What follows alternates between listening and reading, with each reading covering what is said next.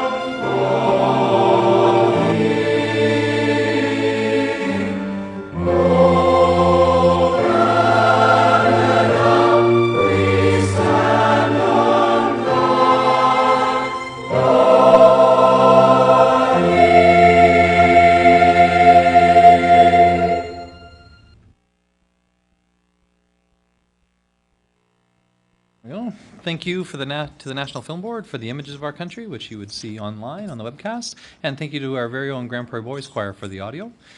That would take us to the adoption of the previous council meeting minutes. Councillor Croghan. Thanks, Mayor Given. I move the minutes of the City Council meeting held June 24th, 2013 be adopted. Thanks very much, Councillor Croghan. Did anyone note any errors or omissions in that set of minutes? Seeing nothing, I'll call for the vote.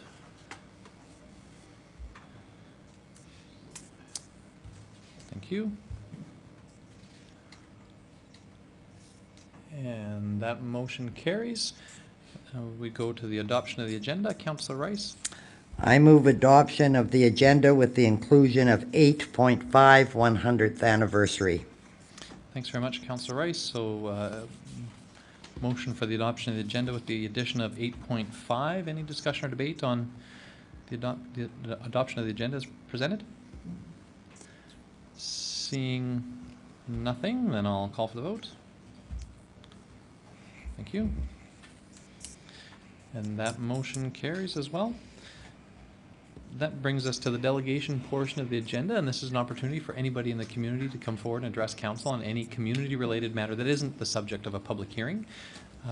So we did have notice from one group that had let us know in advance that they wanted to come and address council related to provincial funding cuts for persons with disabilities. So ladies, if you'd like to come forward, you can come on up to the presenters table, introduce yourselves for the record, and please be welcome.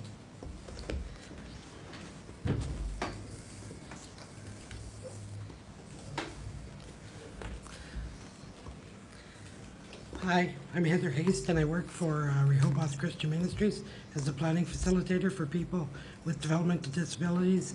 I also run a support home for an adult with a developmental disability, and I've worked in this field for many, many years. And I'm also Grand Prairie's mobilizer for Public Interest Alberta.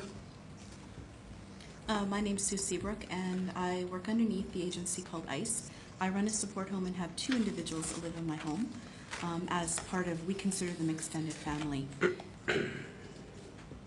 Hi, and I'm Bunny Sutherland, and I currently do not work in the field, but I have relatives that are in the system, and just here's a resource. Thanks. Welcome. Anyways, I just wanted to thank you for the opportunity for us to sit down and talk about the issue of the PDD cutbacks to the vulnerable, and also speaking for the persons in the care who have not been given a voice on the impact to their lives and yours and mine here in our fair city. Working in this field for many years has taught me and others the importance of education, information, and specialized services in regards to fostering and developing healthy relationships and community inclusion for this sector of our population. These decisions that have been made will impact our society as we know here today. And as citizens of our Alberta, it is our due diligence to stand and inform you, our neighbors, of potential consequences to our lives here. The reality is that if these severe cutbacks go ahead, these persons will be left more compromised and even more vulnerable.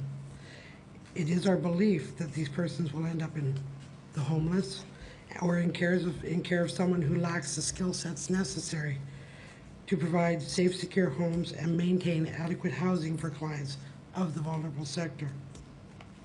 On the flip side, these persons will be more visible to the general public and harmful to themselves or the general public if not dealt with, once again, with the skill sets needed to serve these individuals. We as a society, we need to be morally responsible to our brothers, sisters, friends, and neighbors who, by chance, not choice, need our protection, and for us to extend the olive branch in care and compassion for all of our citizens. And what we're talking about in regards to the actual fiscal part of it is there's a $96 million budget which is specifically designed for the day programs. And what PDD is looking at is they're looking at cutting 60% of that budget to $42 million. They want to cut out $42 million. So consequently, these people will not be able to access the community, or we won't be able to staff, or we will double staff because we just won't have the money to support them while they're out in the community. It is, and so that's the biggest thing, right? And it is our responsibility as citizens to inform you of all the potential risks to our community if the Alberta government is given the go-ahead by choosing what they believe to be fiscally responsible over our moral obligations to our citizens of the world here today that we live with here in Grand Prairie. We believe this is a pass the buck responsibility onto our cities and our citizens without any thought or concern for the impact these choices will make on our local community. Thank you. Thanks very much, ladies. Thanks for the presentation. We have an opportunity for questions. If there's anybody on council who would have any questions for the presentation. Councillor Rice. Did they eliminate the 42 million or did they move it to something else? My understanding is they were just going to cut. They wanted to move it into what they said was they were going to change it into employment supports. But what's happened historically with people that are in this system, if they're employable, they already are. So they're trying to make it look like it's something a little bit more, I guess, socially acceptable or whatever, without really looking at it. And yeah, they're wanting to cut the 42 million out of this budget. And they've not put it anywhere else, or nothing's been brought up that we know of to replace that for these people.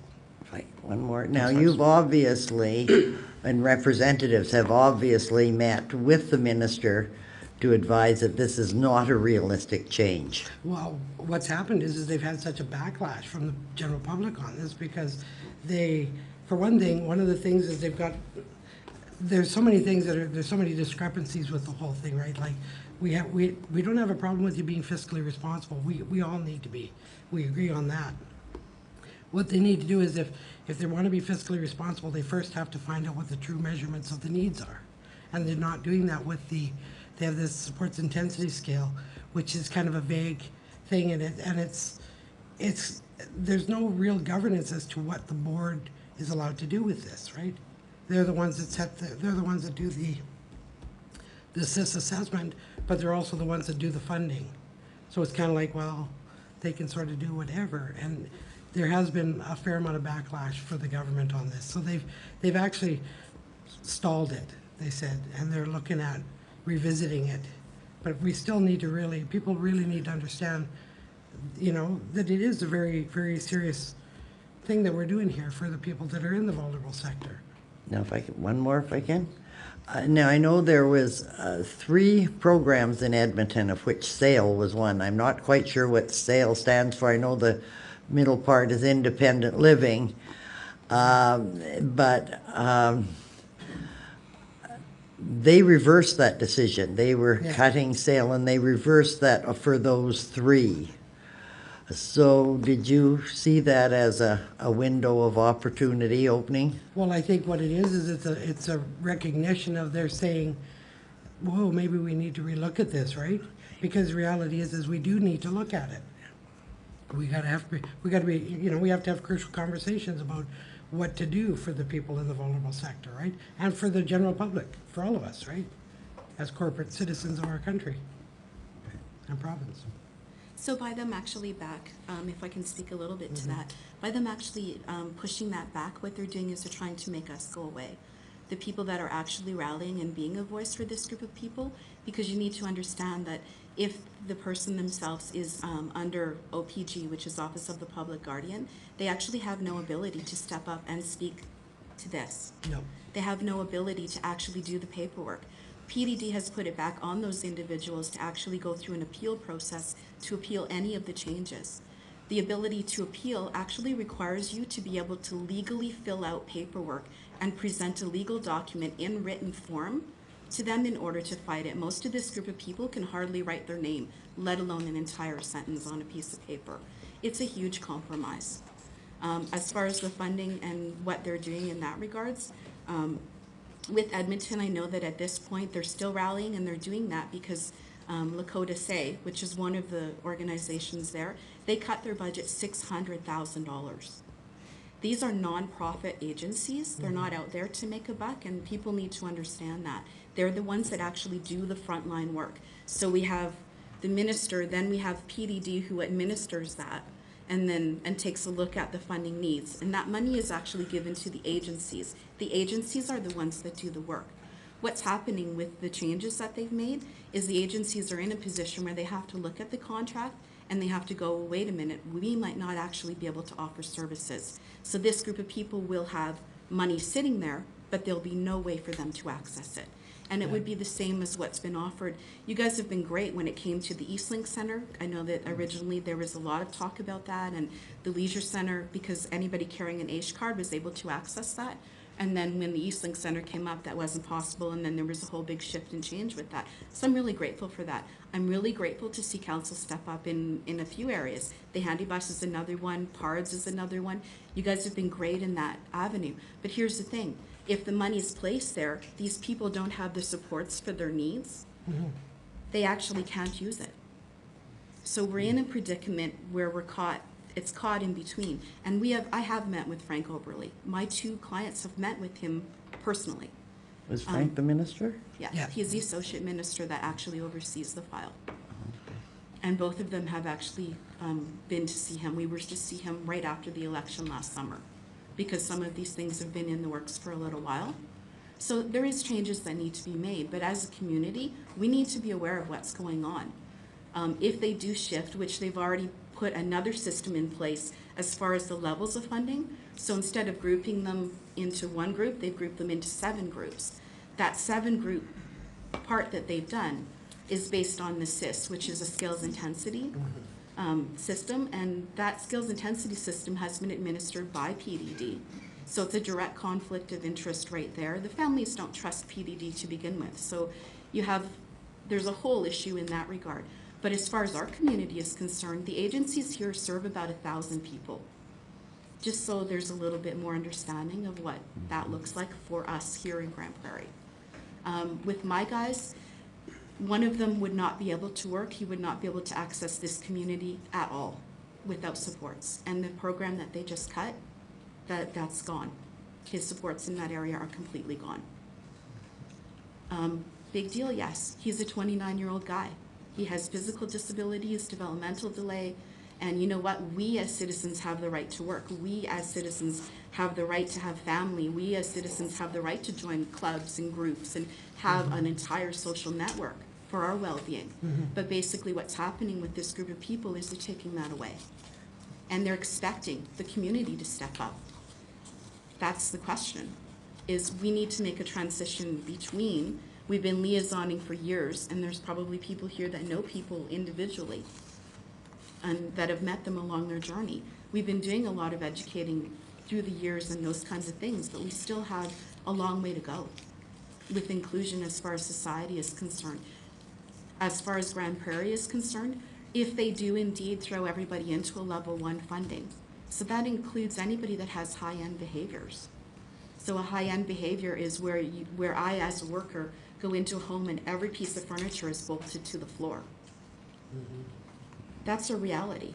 You actually read the behavior plan, you go in, you have to sign off on it. So I take a skill set with me in order to work in that environment. That person, in order for them to be out in the community, requires supports. And the community requires supports in order to be able to have those relationships and those interactions. That's what's been cut. So ladies, I have some others that are in the queue that'd like to ask some questions. Councillor McLean? Thank you, Mayor Given. Thank you, ladies, for coming tonight. It's a very big issue, and I was very glad to see the advocacy that's happening across Alberta.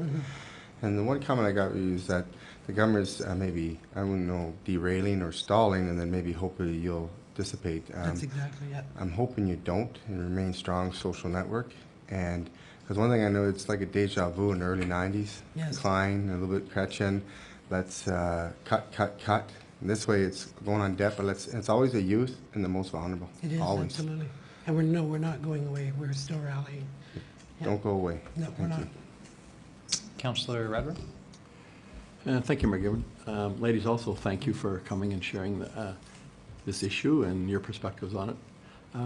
Couple of questions. One, are you saying the tool doesn't work, or Yeah. who's administering the tool is the it's- problem? It's both, actually. It's Okay, what it both. is the tool itself is too vague. It's not Okay. specific enough. Like, we all need really good tools. That's a reality in this, in all the jobs that we do.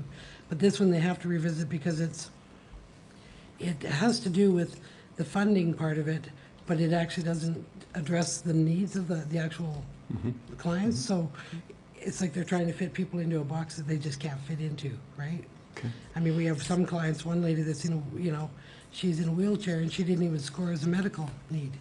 So, and she's a tube feed. So reality is, yeah, they have to revisit that. One of the other issues is the fact that PDD is the one that's administering this assessment, but they're also the funders. Yeah. So that in itself is kind of like, well, why is there not an external audit? Okay. Right, so. Thank you.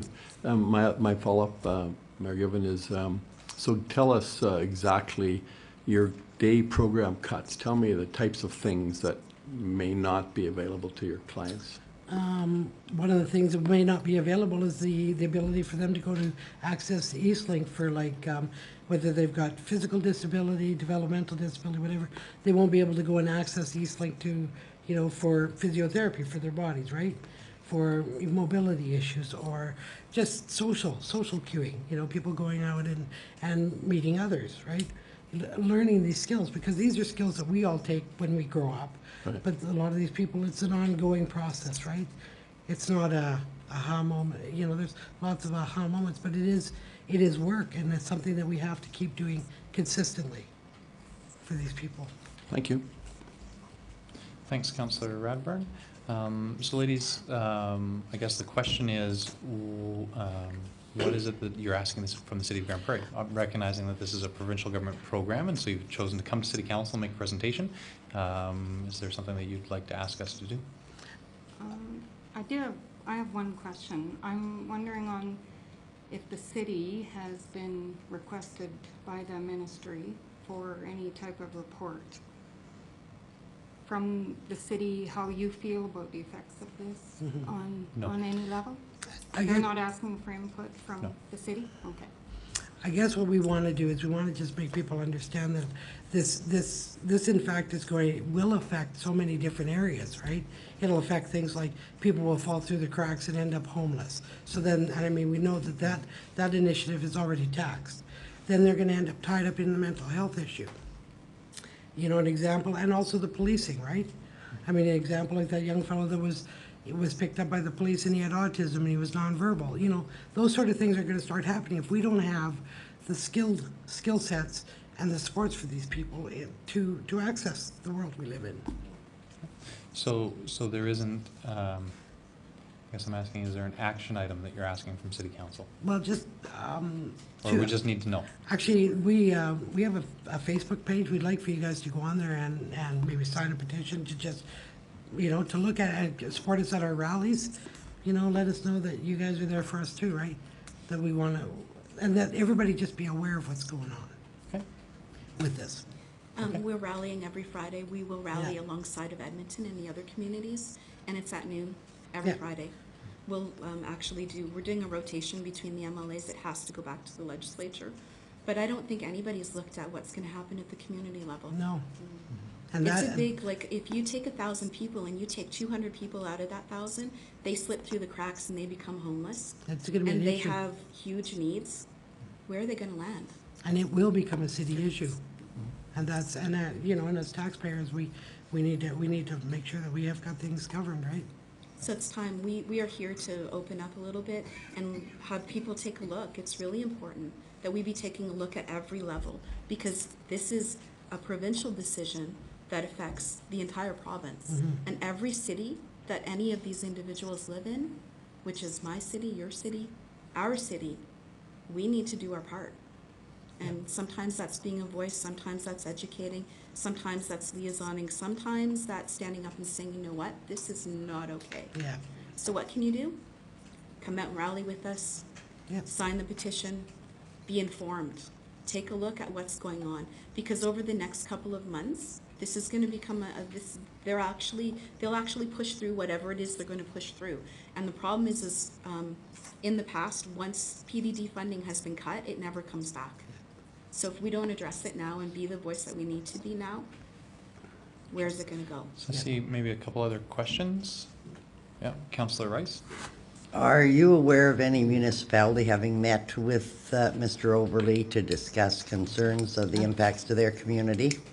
None that we know of Okay, to thank you. date.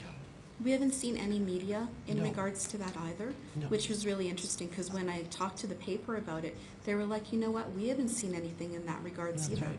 It's almost like it hasn't been brought back to the local level. So we're here. Thank you. Councillor McLean? Thank you, Mayor Given. I know there was one you had a meeting. Is it Friday in the afternoons? Because Bernie Benson, or could you get a hold of, or Audrey to let know the connection for emailing so council would know? I usually work myself most evenings, and I can remember the Premier Redford standing in front of AUMA, I don't know if it was Edmonton or Calgary, and saying, "We will not download on municipalities." Yeah, she did say that, that's right, yeah. So I'd love to come to some of your meetings if I'm not working in the evenings. Absolutely, yeah, cool. She also said that they would never use assist testing to actually establish funding for this group of people. So really, right now, And that's been ongoing for a while, because we've known, working in the field, that is something that they've been kind of trying to work us towards. And it's going, and we've been going, whoa, wait a minute, this is a Pandora's box that you might not want to open. And of course, they did it, so it's like, okay, well, now we need to step up. See Councillor Crokin? Thanks, Mayor Given. I want to commend you for coming tonight also. You are also on Eastlink on the television, so your message has got out now to the citizens of Grand for everybody that's on Eastlink, so I commend you for that. And maybe if you want to emphasize those Friday meetings wherever they are, people that are watching maybe want to do something, but maybe they don't go on computers, or maybe don't get the paper, which would be sad if they don't, but. Well, next Friday at noon, we'll be at Everett McDonald's parking lot. And when Okay. it's just a quiet rally, but yeah, we're there, we're in rain or shine. Then the week after that, we will be at Drysdale's. Wayne Drysdale. And then Okay. the week after that, we go to Chris Workington's, and then the week after that, we come to you guys. And then we go to PDD, and that's what we're doing. And this will carry on we will do this every Friday. And this is actually in collaboration with Edmonton too, and Calgary. At noon, they're always noon over the lunch hour. So there you go, if it's nice day, Helen, come on over and enjoy the sunshine with us. Okay. Okay, Okay. thank you very Thank much. you very I don't see anybody else in the queue. Thanks very much for the presentation, ladies. Thank you.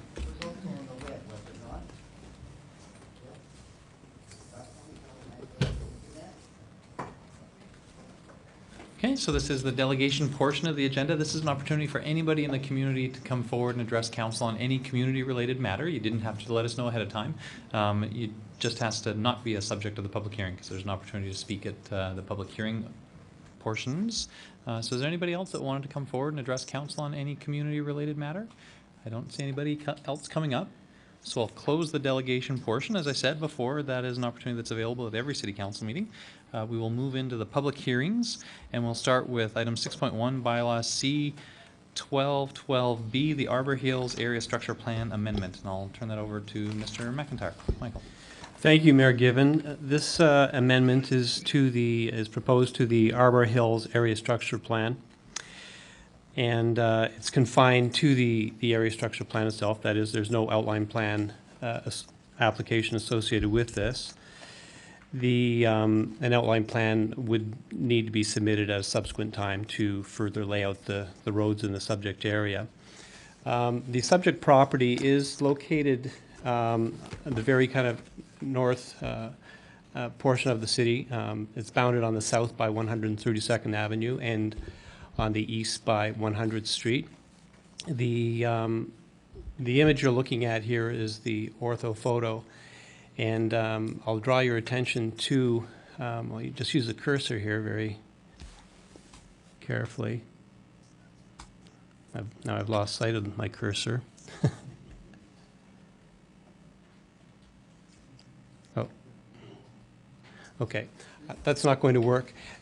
You'll note that there's a dotted line, a red dotted line on the just north of, lining up with what it would be 102nd Street, and just kind of intersecting with 132nd Avenue. So that vertical line, there's four dots going towards the top of the page. And if everyone can generally follow that description, that is an indication of a proposed extension of 102nd Street in effect north of 132nd Avenue. At this point in time, I think everyone is generally aware that would be a T intersection at this point in time. And so part of this application is a proposal to extend 102nd Street north, creating a four-way intersection. And then looking to the left of the page, or westward on 132nd Avenue, you'll see two kind of right angle red shapes. That would indicate that where the current area structure plan, I'll come back to another graph in a moment, indicates where there is a proposed T intersection to open up those lands in the Arbor Hills area for a future signalized intersection. The proposal would, in effect, turn this into a right-in, right-out intersection rather than an all-directional T intersection. Now, maybe for the next graphic.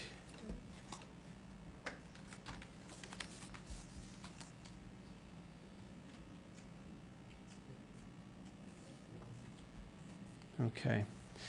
Mayor, given this graphic illustrates, it's an excerpt from the, based on the existing area structure plan for Arbor Hills.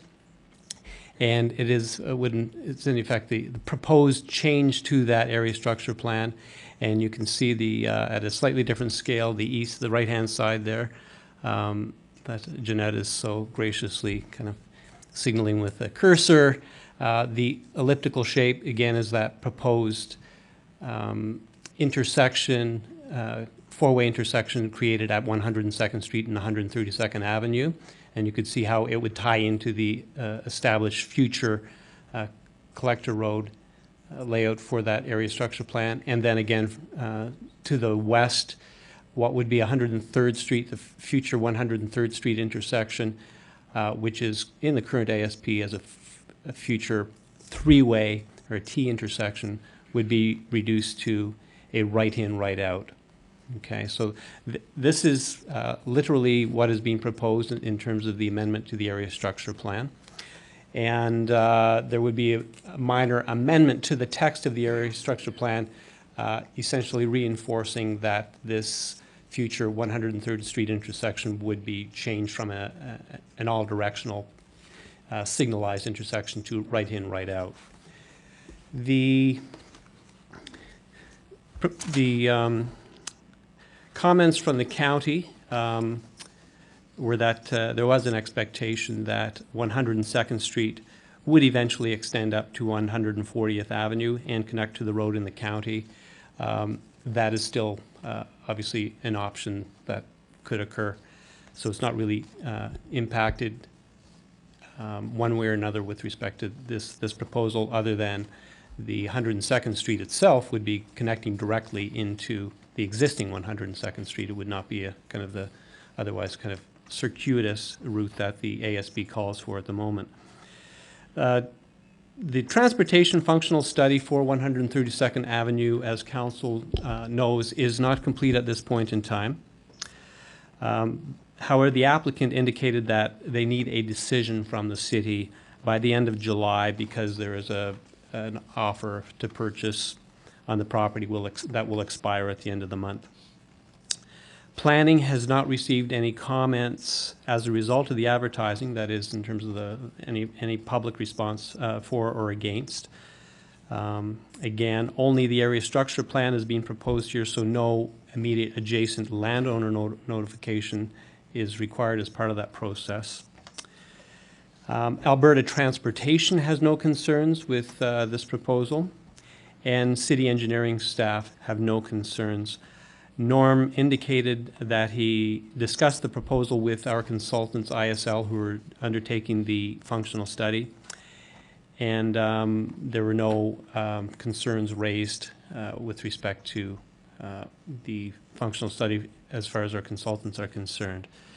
One other point I will make is that Scott Russler from Helix Engineering, who's representing the applicant in this particular instance, is attending this evening, and he is available to comment at the appropriate time.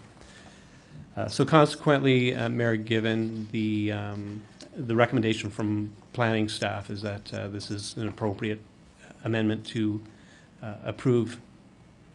Okay, thanks very much, Mr. McIntyre. Questions for administration? Councillor Rice? Michael, have you had any discussions with the chamber? I know they're very sensitive about 132nd Avenue. Mr. McIntyre? No, we did not solicit feedback from any specific interest group in this particular application. One other question. Is the owner of the property from the red dotted line down to the gray line the same person? That is our understanding. And in fact, since Councillor Rice raises that, Mayor Given, I should also note that there is a building, in fact, sitting on that potential street right-of-way. One landowner, as our understanding, and therefore that building would be expected to be removed, obviously, if the roadway was approved. But the single ownership goes from that building down past the right in, right out? No, the landowner is limited to, I'm just trying to think, but essentially that quarter section. I think you maybe can this see would be a the, good question for the applicant's Oh, okay. representative when they come forward. Okay. Councillor McLean? Thank you, Mayor Given. Just, I know 137, like Councillor Rice was saying, and we did a study to broaden the scope of, and that hasn't come back, I do believe. Has that come back and finished? I don't think it has yet, right? We did a study to how it could be affected businesses and travel there. When does that due? Who can answer? When's that study due to come back? Michael? Mr. McIntyre? Mayor Given, I don't have a specific date on that. I wonder if, can somebody remind us of the scope of that? Because my recollection is it may not even, it was certainly to the east. I'm not certain if it came this far to the west to have an impact on this. So Christine, Ms. Donnelly? The actual functional study for 132nd Ave went pretty much from one boundary of the city to the other, but the area that we received a lot of concerns about from businesses was specifically from about 102nd Street to the railway. So this is kind of on the edge of it, and as a result of that, administration is doing further consultation with the property owners in that that area to look at options and to address some of those concerns. A lot of the concerns, the majority really seem to be east of 100th Street because of those existing businesses that are there. And in this case, there is an existing business, but they're, I believe, part of the application at this location. Okay, thank you, Christine. So it's still part of the study, even though it was more concerned to the east and the west, but it's still part of the study that we're waiting for. And the other question I have is for, I never heard about 101st. There's a lot of businesses on 101st, so is that going to be turned into, because that's going to be congested if that went through a right in, right out on 101st, on 132nd Ave. You never said nothing about the businesses that are on between 102nd and 101st. There's a road right there, so you're going to have to change how that's developed as well. Am I wrong? If you make single lights in here, it's very congested and a very busy area. So I never, on 101st, that would have to be changed to right in, right out, wouldn't it? Just a simple question. Mr. McIntyre? Well, I would believe so. You're going to have accidents. excuse me. Mr. McIntyre? My general understanding, Mayor Given, is that there would be future signals at 102nd Street and 132nd Avenue. I'm kind of looking at Christine to kind of challenge me on that. That's my general understanding. This would require signalization if it was converted to a four-way.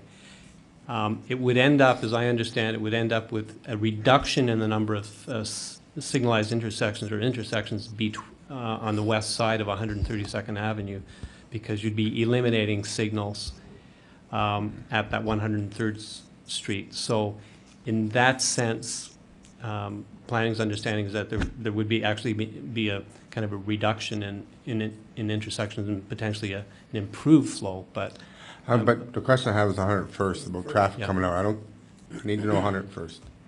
okay. Does this application have a direct impact on the, or proposed impact on the 101st intersection? Ms. Donnelly?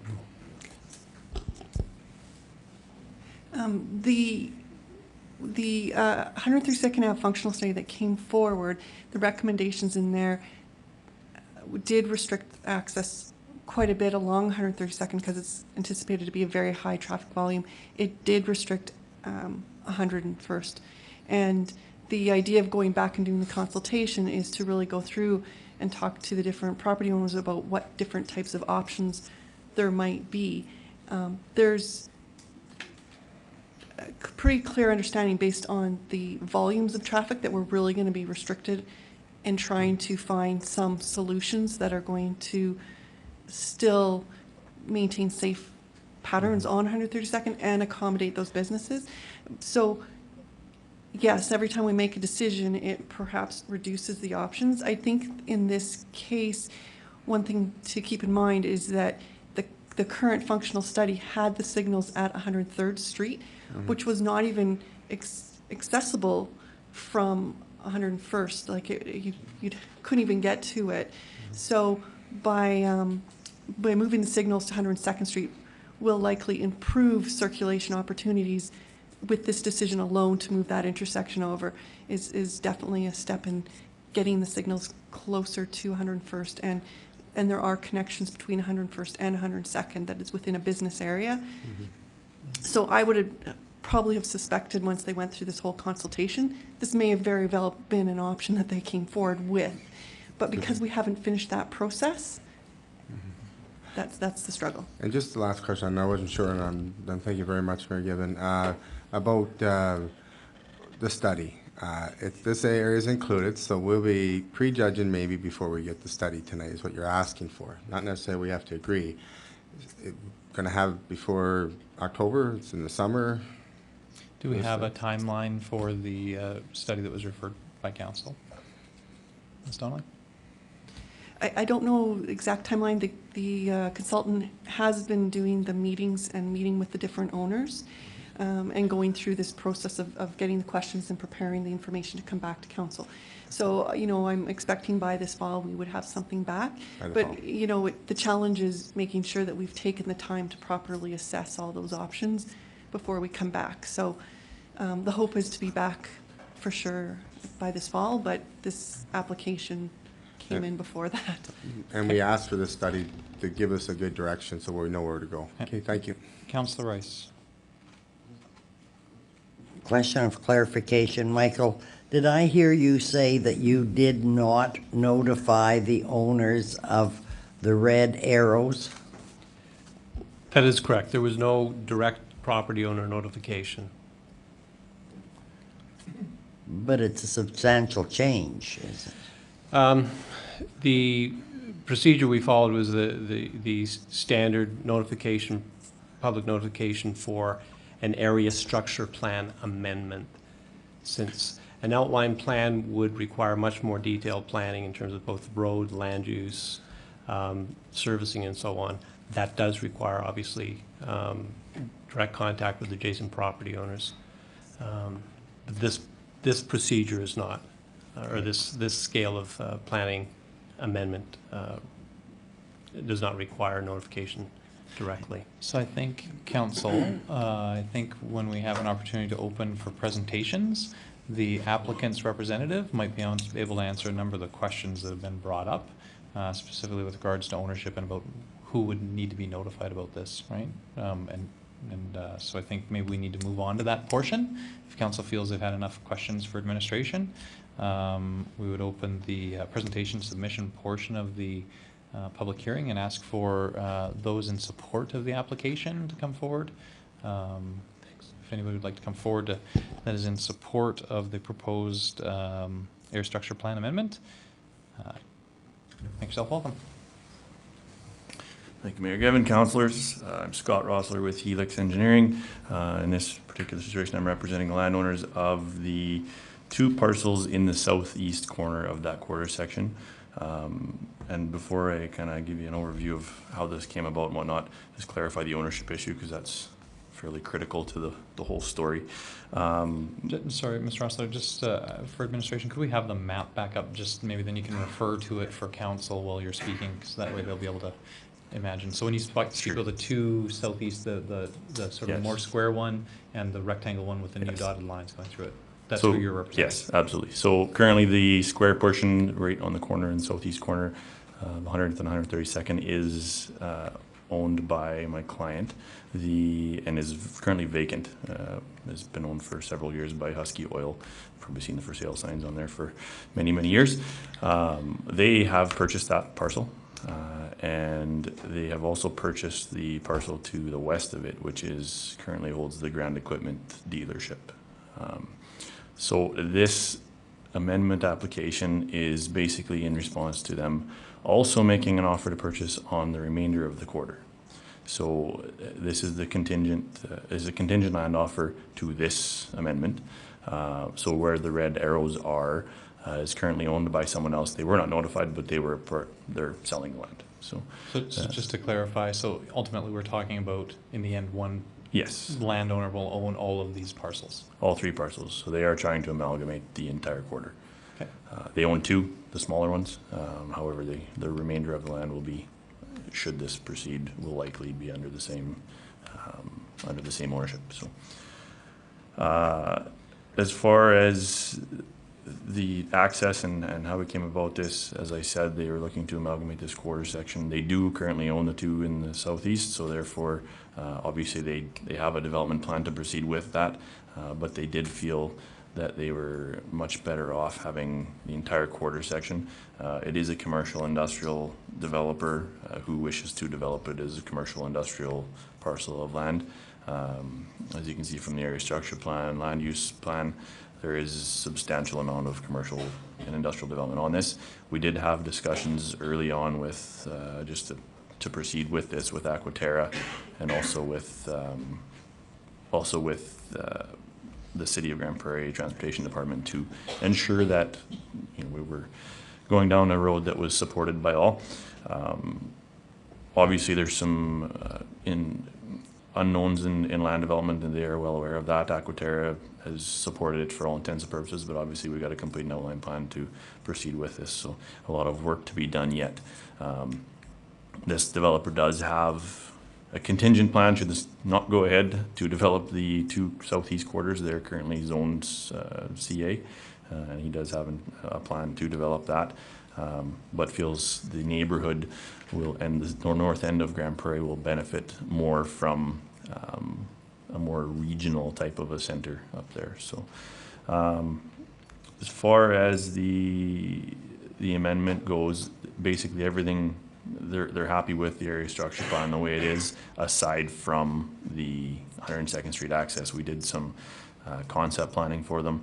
They came back with the comment that that the only hiccup in this, I guess, was that there was they required that 102nd Street access, and the biggest reason is just without it, you get 2 T intersections and access to the quarter section is kind of limited. And obviously that 102nd being the only access to the south, and which is currently constructed, and we all have driven that road, I'm sure. The intention was to try to maintain some consistency and continuity between the North Ridge area structure plan to the south and the Arbor Hills area structure plan to the north. The access to the west of that, which is shown in red as a right in, right out, was originally contemplated as an all-directional. So just to clarify on what Ms. Donnelly had mentioned earlier, there was actually signals proposed at both of those locations in the original functional study. So at the red arrows and also at 102nd Street. As Mr. McIntyre alluded to earlier, this would eliminate the need for them at the 103rd Street intersection. So that would turn into a right in, right out, whole directional at 102nd. We haven't proposed any changes to the east of 102nd, so as far as 101st Street, not much that can be said to that. We are aware, and they are aware, that there's a functional study being amended or finalized and is well underway. Being that they're now landowners in the area, they've been circulated on it, so they're well aware of what's happening there. And as far as the building goes on the Grand Equipment site, so the parcel where the red line goes, they have purchased that. They're aware that building ultimately does have to be removed, and they are also aware of the potential. Well, I guess the county's going to have, it's in the IDP area, so the county has some comments as well. They're willing to work through that. This was the one, I kind of call it a deal breaker, I guess, for them as far as accesses and whatnot. So I guess if there are any further questions on this, I would be happy to answer. Good. Any questions for the delegation? Councillor Wong. Yes, thank you, Mayor Gibbon. Any concerns over the northeast access? It'd be further north on that map. You know, we're talking about having conflicts down in a similar region just on the south of that property, and this road is it's pretty much identical to what's happening down below. You know, the 101st and what would be 140th Ave. It doesn't align with another major road. No, absolutely. Actually, to be honest, we've looked at that and we every concept plan I have does not have that road going north there. The county's indicated they would like it to the west. You can kind of see the road right away there, which is the only road going to the north. That's where they would like to see it connect to their infrastructure. That kind of works with the concepts that the clients have planned. The problem with putting that road where it's shown on this area structure plan is that it somewhat segregates. It's hard to develop retail and commercial land within that 100 meters that's left to the east of it. They're willing to work with that, obviously, and they actually would prefer that road's not there. The reason it's not in this amendment is because we didn't want to convolute this with a whole bunch of amendments that may or may not happen. So with the outline plan coming forward subsequent to this, at that point we would look at all the accesses and whatnot, and very likely that will move. As a matter of fact, quite likely. Perfect, thanks. Councillor McLean. Thank you, Mayor Gibbon. Scott, a lot of developers I've seen since my 3 years on, there's a couple things that went through and we need to get it through, and then nothing's happened with the land. It's 3 years later, maybe 5 years later, but 3 years now with me on council. And we are waiting for a functional study where a lot of local businesses have been there for 30, 40 years, 50 years, and we're actually wanting to jump it again. And like, I'm not saying I disagree totally maybe what's going to happen here, but there is a functional study. And I've seen where developers want something done, but then all of a sudden nothing's done once they get it. And the land sits for years. So, I'm worried about the local businesses that have owned places there for years. you can say Honda, you can say Ford, and they're looking for this functional study, how it's all going to relate. And I think that's very important. Okay, so did you have a question That for was the the question, delegation? like, what That's not a does your question. developers feel? Like, there's a lot of businesses have been paying taxes years in that area, are frustrated in some ways that it maybe developed the road, and we're waiting for that. And we opened the scope up, realizing maybe the scope was too narrow before. And so that's kind of right in the fringe of it now. So that's what I'm wondering, have you contacted all the businesses and So they've been in contact with Northgate, as far as I'm aware. It's unfortunate. I do apologize that they couldn't be here. There's actually 3 of them, and they're all tied up on other matters. We have they've been in contact with those businesses. I don't know if they've been in contact with everyone. And I agree with you 100%. There are situations where development proceeds to get things amended and then halts for however long. And I mean, obviously that's dependent a lot on the economy. My direction at this point is to get this amendment in place, and subsequent to that, we've actually started on the outline plan as well. So today, I have no reason to think they won't proceed, but it is land development. Okay, thank you. Any further questions for the delegation? Yeah, I don't see anything else, Mr. Rossler. I think that's everything. Thanks very much for your presentation. So this is the delegation portion of the public hearing. This is an opportunity for anybody to come forward that'd like to speak in favor of the application. Is there anybody else that'd like to come forward to speak in favor of the proposed amendment? I don't see anybody coming forward. So is there anybody that would like to speak in opposition to the proposed amendment to the area structure plan? I'll ask a couple more times. Is there anybody else who would like to come forward to speak in opposition to the proposed amendment? One last time before I close the delegation portion. Is there anybody who'd like to come forward to speak on this amendment? Seeing none, then I would close the public hearing and we'd move on to business arising. Can we get a motion? Councillor Wong. Yes, thank you, Mayor Given. I move that we give second reading to bylaw C-120-1212B, being an amendment to the Arbor Hills area structure plan. Thanks very much, Councillor Wong. Open for discussion and debate on second reading. I will, with Council's permission, I'll just say that I support the proposed amendment. Obviously, we know that to encourage development, access is one of the most important things. This obviously, to my eye, brings a much more rational access and approach to the lands to the north, which obviously could be a fairly high value and significant development, which is a positive thing for the city. So certainly I'm in support of the application. Any other discussion or debate? Seeing none, I'll call for the vote. Thank you. And that motion carries with one opposed. Motion for third reading? Yes. Councillor Wong? Mayor Given, I move third reading of bylaw C-1212B. Thanks very much, Councillor Wong. Motion for third reading, open for discussion and debate. Seeing nothing, then I'll call for the vote. Thank you. And that motion carries as well with one opposed. And that would close everything for that public hearing. And we move on to item 6.2, bylaw C-1100-197, amendment to the land use bylaw with regard to a two-sided static billboard. Is this Mr. McIntyre as well? Michael?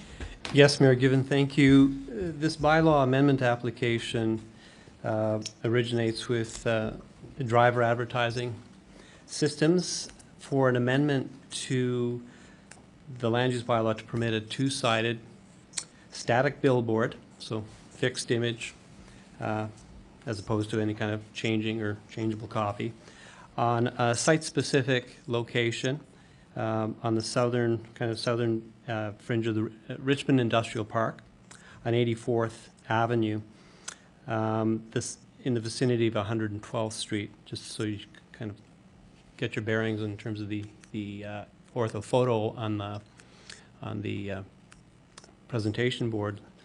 The proposed amendment is to allow a billboard only on this specific lot. It's zoned in industrial general, the IG district, and would not be applicable on other sites designated industrial general. The land use bylaw does not allow for billboards in the IG district, although there are arterial road locations in the city where the land use bylaw does permit, within the context of high visibility corridors in the city, billboards to be located. 84th Avenue is not part of the high visibility corridor, and as an IG district, it's not eligible for a billboard. The districts where billboards are allowed are the AP Airport, CA Arterial Commercial, the IB Industrial Business, PS Public Service, and the UR Urban Reserve Districts. The proposed billboard on 84th Avenue, which is an arterial road, does have that kind of visibility or exposure, commercial exposure that sign companies and businesses look for. As such, the location on its own merits is consistent with other billboard locations in the city. And administration assessed that it would be relatively compatible with the industrial development, at least on the north side of 84th Avenue. Now, given that on the one hand, well, administration doesn't feel that there's a compatibility issue with billboards and the industrial uses on the north side of 84th.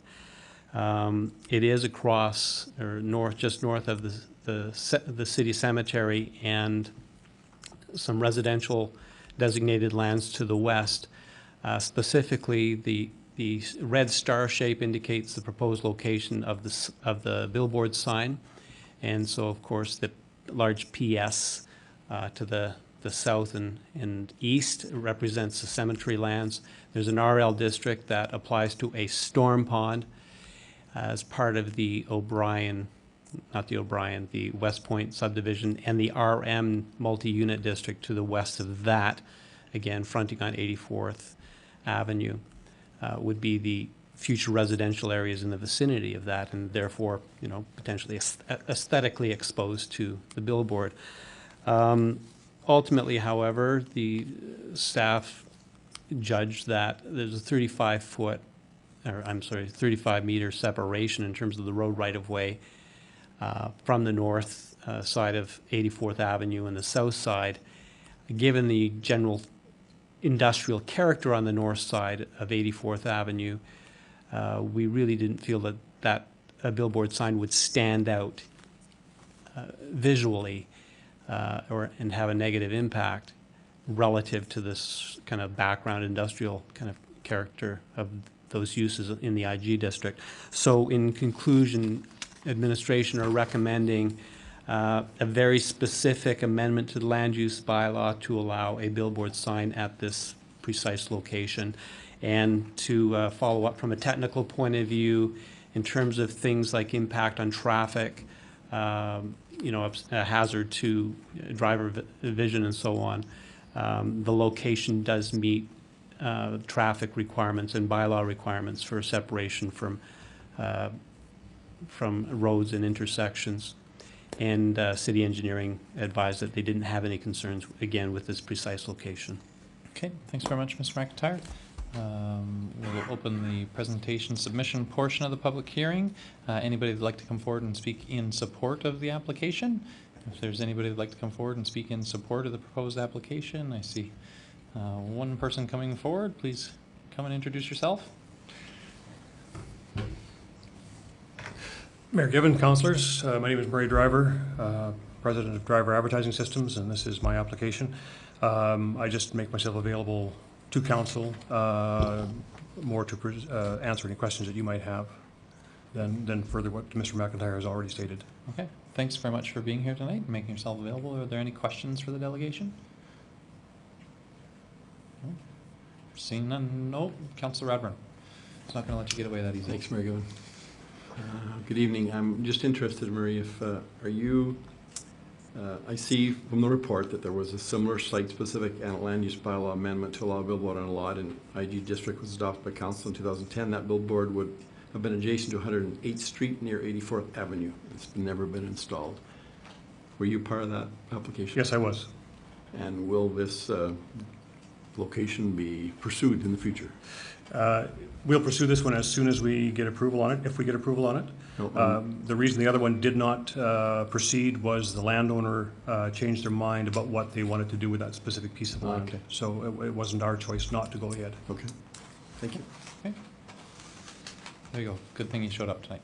I don't see anybody else in the queue for questions, so thanks very much for making yourself available. So again, this is the delegation portion of the public hearing. Is there anybody else that'd like to speak in favor? I'm guessing not, so we'll move on. Is there anybody that'd like to speak in opposition to the proposed land use bylaw amendment? I'll ask one more time if there's anybody that'd like to speak in opposition to the proposed land use bylaw amendment. And I don't see anybody coming forward, so are there any final questions for administration?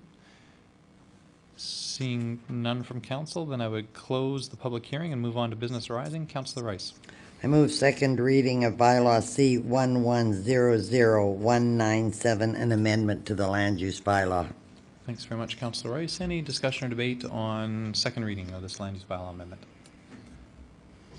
Seeing nobody ringing in, then I will call for the vote.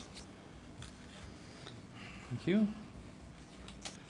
That motion carries. Councillor Rice. I move third reading of bylaw C 1100197, an amendment to the land use bylaw. Thank you very much, Councillor Rice, for that motion for third reading. Any discussion or debate on third reading? Seeing none, I'll call for the vote. Thank you. That motion carries as well. And that would take us to item 6.3, bylaw C 1100-198, another land use bylaw amendment. We'll call the public hearing to order and look for introduction from administration. Is that Mr. McIntyre again? Mayor Given, thank you. This bylaw amendment is essentially a housekeeping amendment initiated in response to direction in March of 2012 from General Government Services Committee, which was ultimately ratified by Council Committee of the Whole to amend the land use bylaw sections dealing specifically with election signs, and with the goal of addressing concerns with signage appearing too early in the election season or prior to the election season, issues with respect to impacts on traffic and traffic control devices obscuring driver visibility, pedestrian visibility potentially. And I think along roadways, just the prominence, the visual kind of aesthetic, I sense, and ensuring that, or more of an effort made to ensure that temporary signs which can proliferate during an election are collected and disposed of appropriately following the election. So specifically, the amendments are to Section 15 of the land use bylaw. And just to kind of help put this in context, and as well to answer any more specific questions, our manager of legislative services is available this evening, who's had a major role in preparing this document. The current Section 15 of the land use bylaw under election signs specifies that election signs shall be removed within 7 days after the election, to which they refer. They shall not be placed on any center median or in any location that affects traffic safety or visibility. And finally, an election sign in a residential district shall not exceed 0.6 square meters, which is roughly, 3 by 2 feet, if you're working the imperial system still. So the proposed amendment in your package, as you see, includes, I think, about 6 more provisions. And the election sign provisions, again, they work in conjunction with the other sign provisions of the land use bylaw. So it's important to keep in mind that many signs in the city do require a development permit because they're of a certain size or structure or placement that they need to be more strictly regulated. Other signs, which are smaller, temporary, portable in nature, may not require permits. So there is a kind of an overall context that remains in place to govern signs in the city. And the election signs in particular, this section is intended to provide a little more comprehensive treatment along the lines that I described. I won't go through each one in detail unless, of course, council would like me to do that. So that said, unless you have any questions, I'll Okay, thanks very much, Mr. McIntyre, for that introduction. Opportunity for questions for administration. Councillor Rice? 15.9, can you tell me the size not in metric? Well, I roughed it out to about 3 feet by 2 feet. Okay, so there are those mini billboards that are for rent. Does that mean those would not be allowed? Mr. McIntyre? Well, those would not be allowed in a residential district. That's correct. You might see someone renting a portable sign to advertise an election candidate in another area, say a commercial district in the city, where those larger signs are permitted. But in a residential neighborhood in particular, it would have to be limited to that size. Okay. Okay. Now, I don't know. Councillor Rice? I don't know if this is more of a discussion for council, not Okay, necessarily staff. then we'll save that for Okay. a little bit later on. Okay, thanks very much. Councillor Wong? Thank you, Mayor Given. Mr. McIntyre, I'll ask for an interpretation on this one. Can a person book one of those commercial signs on the bypass right now for election purposes outside of this bylaw? Mr. McIntyre? Well, I may have to take that question under advisement. The land use bylaw intends for those signs to be for community events, is my understanding of the conventional interpretation. So a rodeo, a charity car wash, or something along those lines. So I would say an individual candidate for an election would not be eligible to use the sign for that purpose. I see Mr. Roth may have some additional purpose. I think that came under. It is my understanding that city policy specifically limits those to nonprofit organizations. Okay. Councillor Wong, did that get the answer for your question? I did. Councillor McLean? Thank you, Mayor Given. So in other words, you wouldn't be able to have those billboards for elections? Gary, that's Mr. Roth? Under the current policy, no, that's Wow. not allowed. good job, guys. Another question I have for you is, supposed to start nomination day is when it starts to put signs out. We have some signs out now at the election, some individuals running, and so what happens if council decides to pass this today? What happens to those individuals that have signs out? Mr. McIntyre? As with any amendment to the land use bylaw, Mayor Given, it would not apply retroactively. So what is there would be permitted, legal non-conforming, but legal nonetheless. So one other question, so if somebody has signs out, would it be complied only those signs, or be almost like grandfathered for everybody? Because if one person has it, why shouldn't others be able to put signs out? Would it be just that individual or two individuals, or would it be open democracy for all? Mr. McIntyre? So Can you clarify, if please? there are Pending. any signs existing, you said would be allowed to be legal non-conforming, basically would be allowed to continue to exist. I think Councillor McLean's question is, so how does that apply to any signs that don't exist today?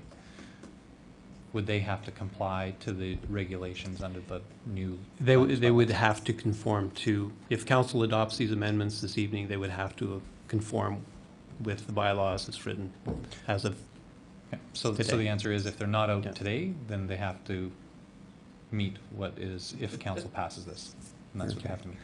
So one more question too. You say 2 election signs. I really like some of the about intersection. Awful lot of this I think is whoa. 2 election signs every 60 feet, 20 meters. Actually, can't you have 3, or you're saying 2? Just 2, like, you know, you got 60 meters from where you start and go, or is it exactly 2 in that 60? Because you can actually probably have 3. So that's what I'm asking. Mr. McIntyre? Because you can have 1 at 60, 1 at 60, and 1 in the middle. Not sure if. I'm quite happy to defer to your more experienced staff member Sure. on this one. Legislative Mayor. Services Manager, Ms. Cherney? Thank you, Mr. McIntyre. Thank you, Mayor Given.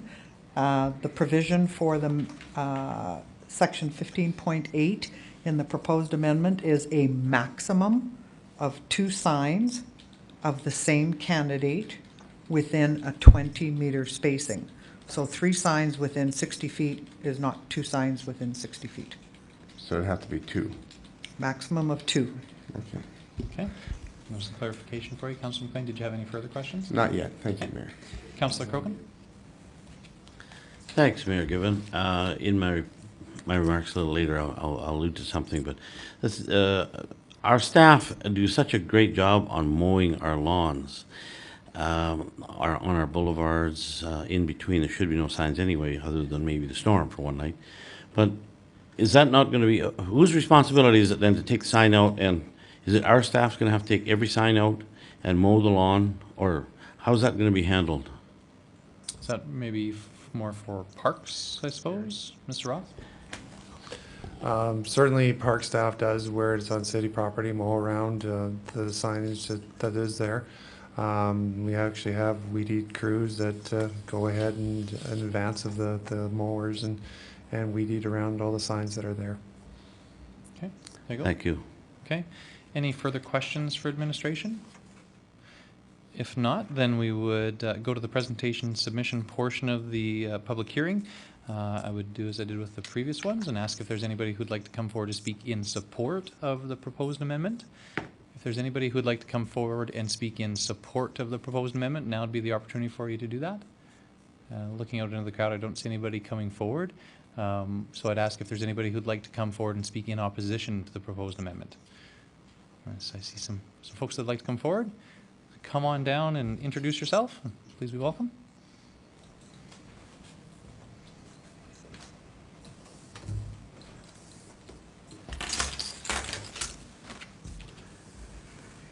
Hi, Good afternoon. how are you? We would like to speak If opposed. I can just ask you all to introduce yourselves. My name is Kim McDougall. Justin Tidd. Chris Podolsky. Welcome. And we wanted to speak opposed to the bylaw amendment. For 3 reasons in particular. The first of which being that in Grand Prairie, a large section of the workforce actually works out of town. So they're gone away for 3 to 4 weeks at a time. So it's not fair for them to not have access to that advertising that is out there. And they might only have 2 or 3 days. If you made the bylaw what it's planned to be, which is 4 weeks, they might only get back 2 days prior to the election. So that has to be taken into consideration because in the other cities that were used as comparables, they don't all have that problem. Additionally, the voter turnout in Grand Prairie is really low. It's 24%, and it's been as low as 17%, I believe. So with that being said, you would think that the city wanting more people out to participate in the democratic process would encourage voters to be educated on who's running, give them time to look up the names of who's running and do their own research before the vote. I think that being allowed to have signs out earlier than 4 weeks would allow for this to happen and encourage other voters to come out. But the main concern I have with this bylaw amendment is that it only benefits incumbents. It doesn't benefit new candidates that are trying to get out there and get involved in public service. New candidates should be given the same opportunities as current incumbents had 3 years ago when they were elected. And in my opinion, it's not right for council to hastily make a decision on an issue that benefits them. I mean, it was May when this first came up, and the decision is going for a 3rd reading in early July. There's a lot of things in council that take a lot longer than that. So to push this through without due time for consideration, I don't think that's a good move in my opinion. That being said, I do feel that there's a need for a limit on the signs. There shouldn't be signs out 12 months ahead of time. But the limit of 4 weeks I think is excessive. Maybe look at something around 45 days to 60 days or limit the amount of numbers of signs that can be out there.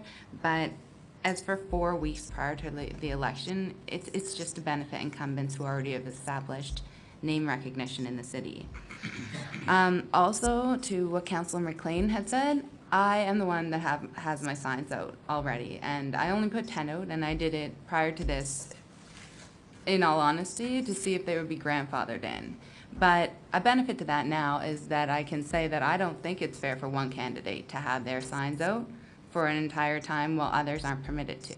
So I won't be taking mine down, but I feel that everyone else should be allowed to put theirs up. So if anything, maybe take this, think about it for the next election in 4 years' time, or the next provincial election, but it wouldn't be fair for me to be the only one with signs out.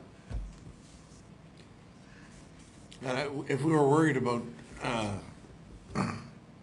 inconveniencing people or clutter or things like that, there's a lot of other things that we could look at versus worrying about the signs. And you know, the democratic process as it is not exercised by very many people. A lot of people are insulted by it, but the same sentence is still, for those that do vote and that want to know the names, the only way they're going to, you know, they see it on their sheet, but again, these elections are won by name recognition, by they're not run on a certain Party affiliation. yeah, no affiliation that way. They're the only way you're really going to get known.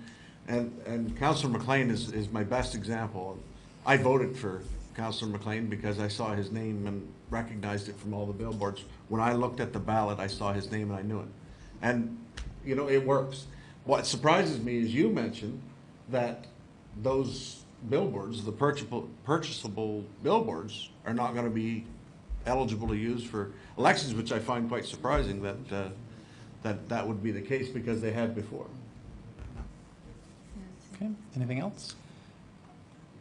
I just wanted to note that I personally know I have family members that work 24/4, so 24 days on, 4 days off.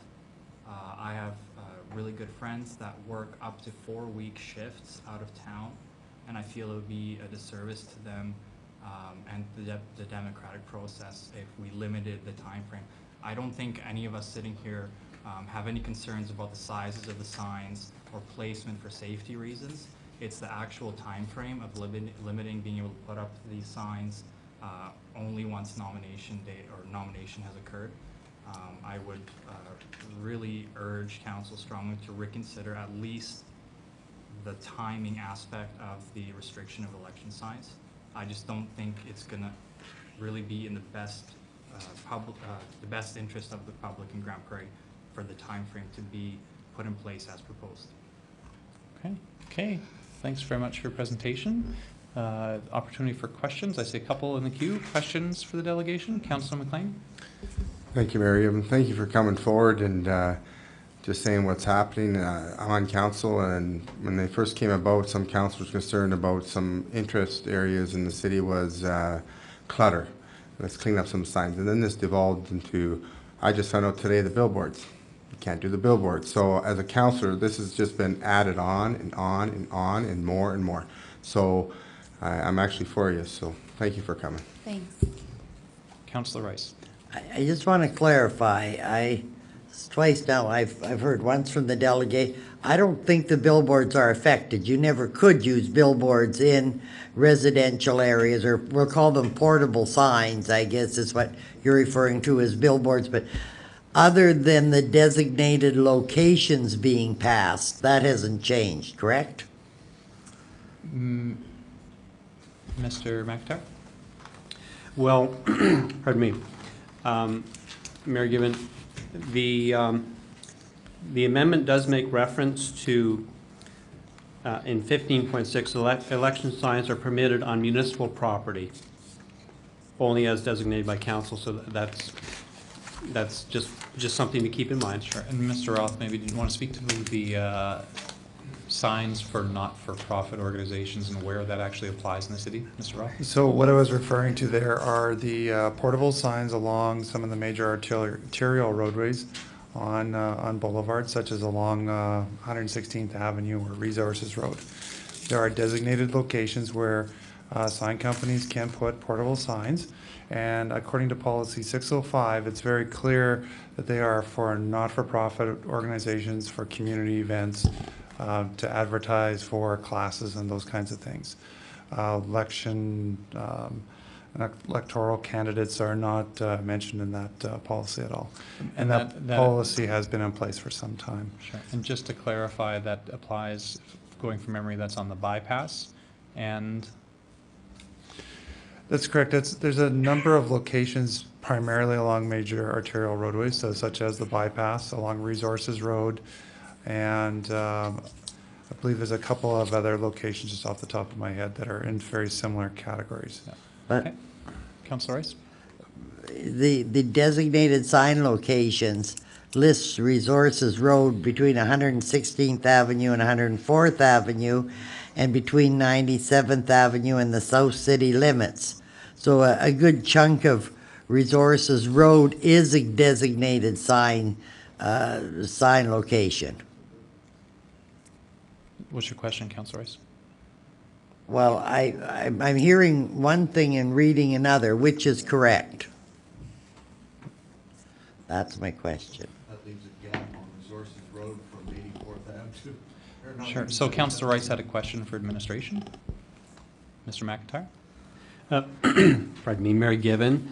I think, I sense that Councillor Rice was, on behalf of council, was looking for confirmation that Resources Road, for example, would be an eligible location. I think that's what I'm hearing. And according to this map, that is on, I think, on council's agenda for later in the agenda. Yeah. Indicates that. So, but that is with respect to election signs on municipal property specifically. So, if there are portable signs, and I don't want to confuse the discussion or the question, but if there are portable signs that the candidates rent to have on commercial properties or what have you, also along those, road corridors with frontage on those roads, that would be a different issue altogether. That's not restricted by what's being proposed here. Does that help? Councillor Rice? Oh, yeah, but now I'm really confused. So yes, it's great. No, just kidding. Councillor Croghan? Thanks, Mary Given. I think, Michael, that issue of those billboards, if they're on that commercial corridor, but if they're on privately owned property, just back, I mean, that's perfectly okay. Yes. Okay. That's my understanding, yes. Thank you. Okay, Councillor McLean? Thank you, Mayor Given. So to either Gary Roth or Michael, so if you're renting 10 portables, say, I think I did 10 or 12 last election, and you want to put them on Resources Road and areas, you'll be allowed, or what I'm getting, you're not, because you just want it for nonprofit. It was all allowed before, but you're not now. Mr. McIntyre? Mayor Given, again, if it's on city public property, not permitted. If it's nice. private property, then you're eligible to do that. Councillor Wong?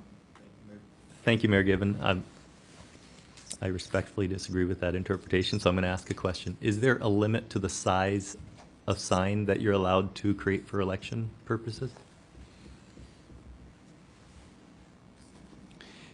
Mayor, given the only restriction on election signs proposed in this particular amendment is within residential neighborhoods. Right, so Okay. on these public boulevards, in the approved spaces, you can rent a portable sign and put an election sign up within the time periods of this bylaw, isn't that correct? Mr. McIntyre? That is my understanding, yes. Okay, Mhm. thank you. I just, the city manager has called up the policy 605, which is the longer standing policy with regard to advertising, I guess, on the billboards, or sorry, the small portable billboard type signs. And just in looking at it under point number 5, it speaks about, and 5A and 5B speak about public notification signs, which says, registration for course,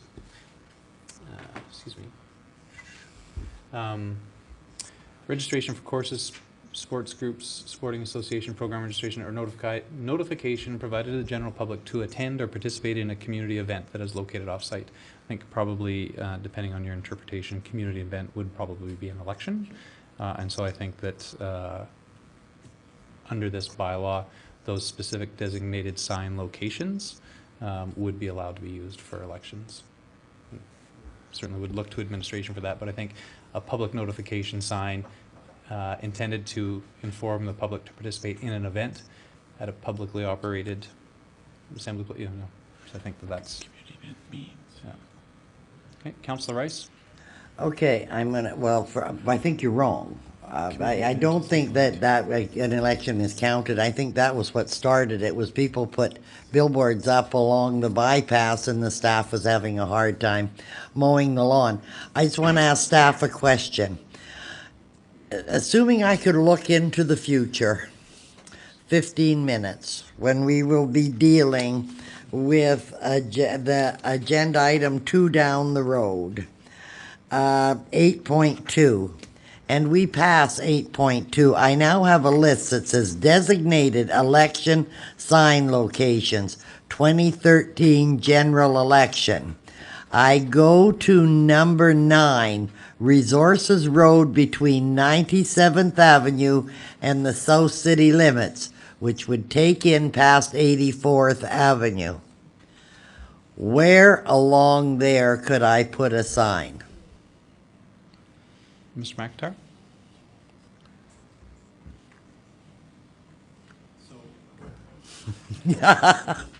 Just so I'm clear, Mary Gibbon. So the location, Resources Road? Yep. Between 84th Avenue? 97th Avenue and the South City limits. So that would be 97th Avenue, that would be the ATCO building, all the way going past 84th, going past 68th to the golf course. Okay. Mr. McIntyre? And so again, where along that length of road would you be entitled to put a sign? Put a sign.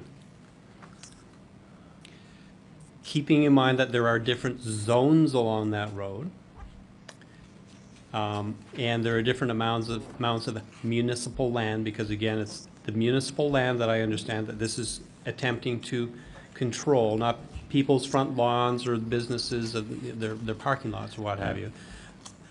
Then wherever you could find a, pardon me, wherever you can find land that doesn't encroach on the Anywhere on municipality. Mm-hmm. Yeah. Anywhere on city land. Down that stretch. Okay, so. Anywhere on city land, down any of the designated areas that are recommended later on in the report. Anywhere on city-owned land, in any of the areas that are designated on the report, that doesn't encroach on a corner or any of the Okay. other things that you wouldn't do. All otherwise. right. Okay? And there's a strip of city land all along there, on either side? There. Okay. Okay? Okay. Any further questions? Okay. Anything else from the delegation? Did you have any other questions or comments? Considered in order to not benefit the incumbents in this upcoming election, so that everyone has a fair shot and it's a good election and everyone participates in the democratic process. So I think by passing this, it would be a really bad choice.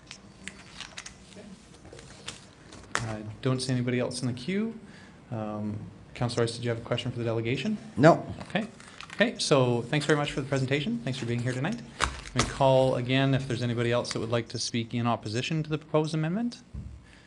Again, this will be the last opportunity to speak before I close the public delegation portion of the public hearing. Is there anybody who'd like to speak in opposition or speak to the amendment either way? Seeing nobody coming forward then, I'll look for a motion from council. Councilor Rice. Oh, do we speak after second? Yeah. Yeah. Okay, so I would need a motion for second reading to open discussion and debate. We need to have a motion for second reading to open discussion and debate. So if the motion doesn't happen, the meeting just stops, is basically what I'm saying. Councilor Wong. Yes, thank you, Mayor Given. I move that we give second reading to bylaw C 1100-198, being a land use bylaw amendment to Schedule B, election sign regulations. Thanks very much, Councillor Wong. Open for discussion and debate. Councillor Rice. Okay, I don't wish to vote against this motion because I believe there are lots of good parts. 15.4 I hate. I think we're getting really silly. We are talking one lousy month every 4 years. They're messy, they're cluttery, they're ugly. It's called democracy. I like the part if you don't pick them up within 7 days, you can be fined. I like the part that says no center medians, no driveways, no bridges. I like all that. But the fact that, you know, if somebody wants to spend enough money early enough, you know, hair on them. So at this point, I'm going to move that 15.4 be struck. Can I do that? So you're making a motion to amend second amend reading. the second reading by the elimination of 15.4. Okay, so that certainly is a motion that's in order. So motion to amend to amend second reading to delete 15.4. So open for discussion and debate on the amendment. Councillor McLean. Oh, I was going to speak to something else. Okay. Councillor Wong on the amendment. Yes, thank you, Mayor Given. I'm going to speak against this motion. I think He's I can speaking speak against the amendment, amendment. which Councillor Rice made. Yes. Councillor Wong. Yes, I think that this bylaw change has been contemplated for many years. Following the last election, I think many of us heard complaints from the public that the amount of signs and the length that the signs were out was a problem in the community. And during the committee meeting, we came up with these specific rules. I was actually hoping that prior to this that we could have amended nomination day, because that is within our power, as long as we would have done it before June 30th, which that date has come and gone. Because 4 weeks still isn't enough, as the delegation spoke of, but eliminating it completely is not, in my mind, a responsible thing to do. The signs will start coming out and we're going to start hearing complaints right away. Okay, thanks, Councillor Wong. Any other discussion or debate on the motion, on the amendment to the motion, to the second reading? I'll speak against the amendment. As Councillor Wong identified, this is actually something that Council raised immediately after the last election, and I think there was media at that time. Unfortunately, it didn't get back to Council until now, which is unfortunate. But this was an issue that was raised by newly elected councillors who'd just gone through the process and who decided that they wanted to raise the issue. Obviously, not everybody's here to speak to that, because I believe it was actually Councillor Monroe, who was a newly elected councillor last time, that raised this issue. At the committee, we saw evidence from administration that this is relatively consistent with many other municipalities in the province. And I certainly have heard the concerns from residents about the the visual impact of election signs and the concerns. So I am supportive of the original motion for second reading, and will be voting against the amendment. Any further discussion or debate on the motion? Okay, so we'll call for the vote on the amendment as Councillor Rice proposed, which would delete section, I believe you said 15.4, Councillor Rice, is that correct? Which essentially deals with the amount of time that election signs can be out. 15.4 states that they cannot be out before nomination day, which is essentially 4 weeks before the election. And so if the amendment passes, that will be deleted, and election signs could go up at any point. Okay, so I'll call for the vote on the amendment. Okay, thank you very much. And the motion does not pass. So we'll move back to second reading, the unamended second reading. Discussion or debate on second reading. Councillor Wong. Yes, as Councillor Rice already stated, there are some really good things in this bylaw. I think it's taken quite a bit of work from staff and from council to come up with these bylaw regulations. In the interest of being flexible, I am open to someone making an amendment to the length of time but I obviously can't make it. Okay. So discussion and debate, Councillor McLean. Thank you, Mayor Given. I'll be voting against this. Specifically, this council has spoke about trying to get a higher voter turnout, and we've had low 20%. The majority of council, not everybody, a 5-4 vote, I believe it was, said, okay, let's go electronic voting, spend $300,000 to try to get more people out to vote. And this would be a good thing. We might increase it by 5%. Well, the Alberta government backed out, so that fell apart. Even though the election will only cost $120,000, you were willing to make democracy stronger by adding and double or tripling the cost of the money for election. With that said, so that didn't work out because the Alberta government backed down. It is a tool that would probably help more incumbents than it would somebody new starting out. That's one of my main reasons against it, as well as the start nomination day. It should be 2 or 3 months at least. I think that's too soon. And originally it opened up as try to clear up a little bit of clutter. But last time I realized democracy is about getting people involved, getting the name out there, and get people maybe excited to come and vote. And for those alone, I will not vote for this. Okay, thanks very much, Councillor McLean. Councillor Radburn. Thank you, Mayor Given. I'm going to propose an amendment. That amendment would be that 15.4 be amended to read election signs shall not be displayed or placed no earlier than 6 weeks prior to Election Day. Okay, thanks very much, Councillor Radburn. So that motion is in order.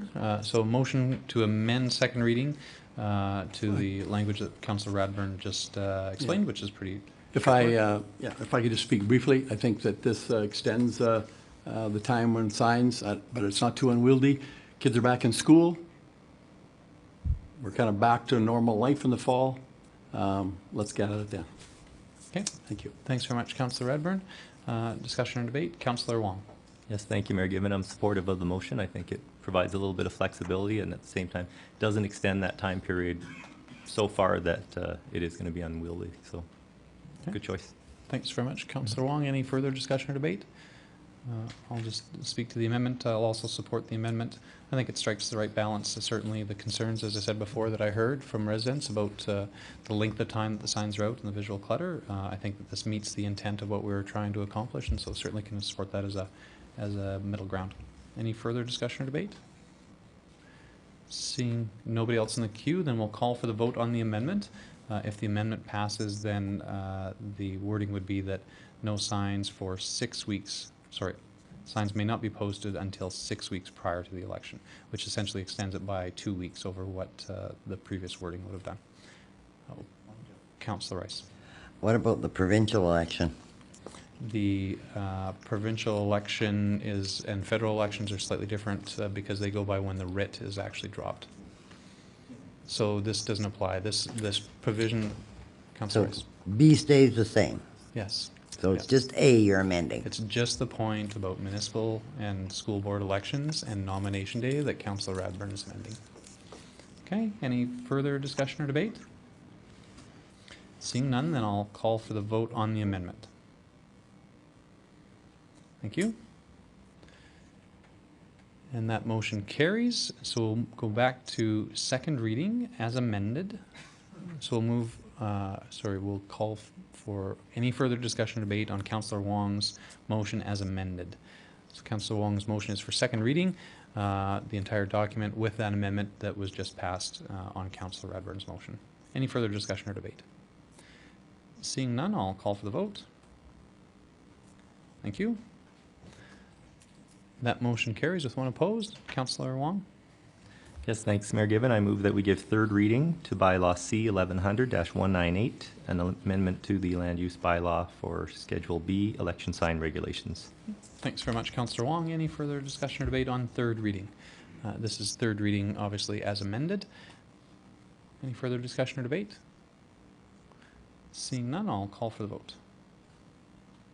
Thank you. That motion carries as well with one opposed. I believe that finishes all of our public hearing business. We'd move on to unfinished business, which we had none this evening, and we move into reports. And item 8.1, appointment to the BRZ Board of Directors. Councillor Rice. I'll declare conflict and leave the room.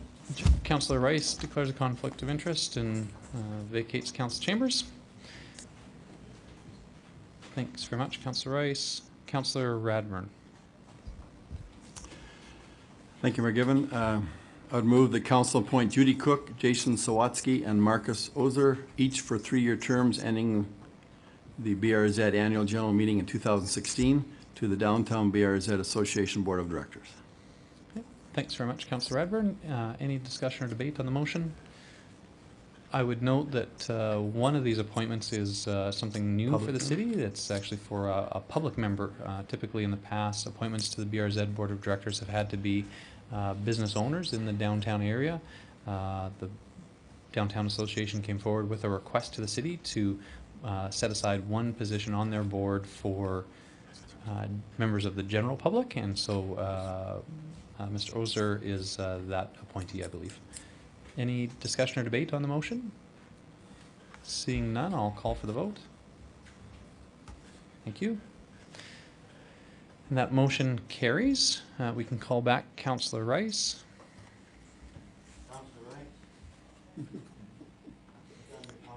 And we would move on to item 8.2, designated election sign locations, and I'd look for an introduction from administration on this one. Our Legislative Services Manager, Ms. Cherney.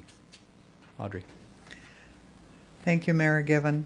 You have attached to the agenda a report identifying designated election sign locations. There obviously was a presumption that bylaw C 1100-198 would be approved essentially in the content as proposed, and what has been prepared is a list which is suggested to be approved by council by resolution. This would facilitate changes in future elections without embedding it in the land use bylaw. And as well, I have run this list past transportation engineering, and they did not express any concerns with it. However, I would suggest if some folks, some members of council are looking at this and they wanted to perhaps expand or contract the list, that certainly is doable. And I certainly would be pleased to answer any questions of council, Mayor Given. Okay, thanks very much, Ms. Cherney. So we'll maybe have a motion to get this on the floor. Councillor Rice. I move adoption of I move that council approve the list of designated election signs locations as attached. Okay, thanks very much, Councillor Rice. So that motion is obviously in order. Discussion or debate on the motion? Councillor McLean. Thank you, Mayor Given. I'm not in support of this. It does encompass a lot of areas, but it wasn't brought forward, I do believe, to a committee to look at this. A lot of the other issues that were just voted on for election signs and how many and intersections was, but this was just put on our lap just now. I think it's a moot point to say, council, look at this now and what areas you think we could possibly do, or maybe we missed. I can see a few in here, but it's encompassed a lot, but I'm not for it. We haven't had time to review this or bring it to a committee and look at it, and that's the main reasons. Okay, thanks very much, Councillor McLean. Any other discussion or debate? Questions or comments? Councillor Wong. I'm going to speak in favor of the motion and of the election sign locations. I think they're fairly comprehensive. I don't see any place that we missed that was on public property that is controlled by the city that isn't embedded within a park space, and I think that you want to make sure that you don't clutter your park spaces up with signs. Okay, thanks, Councillor Wong. Councillor McLean. Thank you, Mayor Given. I do disagree with Councillor Wong saying about park space, but I mean, if it's a road, I mean, you can call it a part of the park, and you can go up by Crystal Lake there where the road going to back behind Crystal Heights or whatever. There's quite a few areas here that are missing, and I'm hoping council would throw this out and let it come to a committee. Okay, thanks, Councillor McLean. Any further discussion or debate on the motion? Seeing nobody else ringing in, I'll call for the vote. Thank you. That motion carries with one opposed. That would take us to item 8.3, O'Brien Lake West Outline Plan Amendment C1279A, street name changes. Mr. McIntyre, give us a very brief introduction before first reading, please. Okay. Mary, given the, this amendment to the outline plan is relatively uncomplicated in the sense that it's about changing the names on the streets. Historically, as you know, the older outline plans in the city were adopted by resolution of council and didn't necessarily require major public consultation for relatively, modest technical changes such as name changes. However, this area structure plan was, as with kind of newer area structure plans, or outline plans, I'm sure, adopted as a statutory plan and therefore requires this process to entertain and approve an amendment of a technical nature. And in this instance, in a nutshell, the city's subdivision officer determined that the civic numbering methodology that we would overlay on the street numbering was not working in a very rational way. Based on the street naming, because it is that you have a combination of a grid and a curvilinear street pattern, hence a modified grid. In this particular instance, the street naming that was adopted with the outline plan presented some numbers that really, some issues with civic numbering that really didn't emerge until they got down to applying the civic numbers themselves to the property. What's being proposed by the subdivision officer and essentially is something that will work. Is it perfect? No. I'm sure everyone could have an opinion on how it might be done better, but as you know, streets as they grow incrementally from neighborhood to neighborhood and connect, a certain pattern is kind of established. So one is forced to make some arbitrary decisions at times like this to say, okay, we're going to cut off 60th Avenue at this point and we're going to name it a non-numeric name at this location. So hence the case with, in this instance, 60th Avenue, Cypress Avenue, and Tamarack. Okay, thanks very much, Mr. McIntyre. So motion for first reading, Councillor Radburn. Thank you, Mayor Gibbon. I'd move that bylaw C 1279A, being an amendment to the O'Brien Lake West Outline Plan, be given first reading. Thanks very much, Councillor Radburn. So motion for first reading is not open for discussion and debate. We will do that at the, should this go forward, at the public August hearing. 6th. So I'll call for the vote. Thank you. That motion carries, and Councillor Radburn? Thank you, and I move that council establish Tuesday, August 6th, 2013 at 6:30 p.m. at City Council Chambers as the date, time, and location of the public hearing for bylaw C 1279A. Thanks very much, Councillor Radburn. Any discussion as to date, time, and location? Seeing nothing, I'll call for the vote. Thank you. And that motion carries. And that would move us to item 8.4, Council Strategic Priorities Chart. Would look for a introduction from administration. Ms. Ferguson. Thank you, Mr. Mayor. This is Council's updated strategic priorities chart for July to September of this year. It is here this evening for approval. There are a number of changes in the strategic priorities chart with a number of items that have been completed and deleted from the list, and a few new items. For example, the review of Council strategic plan outcomes is on the list for report in September. That's a new item under Council priorities. Under advocacy priorities, the Municipal Government Act review is a new item.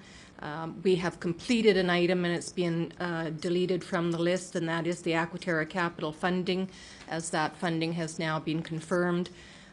We also had under advocacy priorities a provincial transportation network, and we've been a bit, council wishes to be more specific in that area in terms of focusing on advocacy for Highway 43X construction and bypass upgrades and maintenance.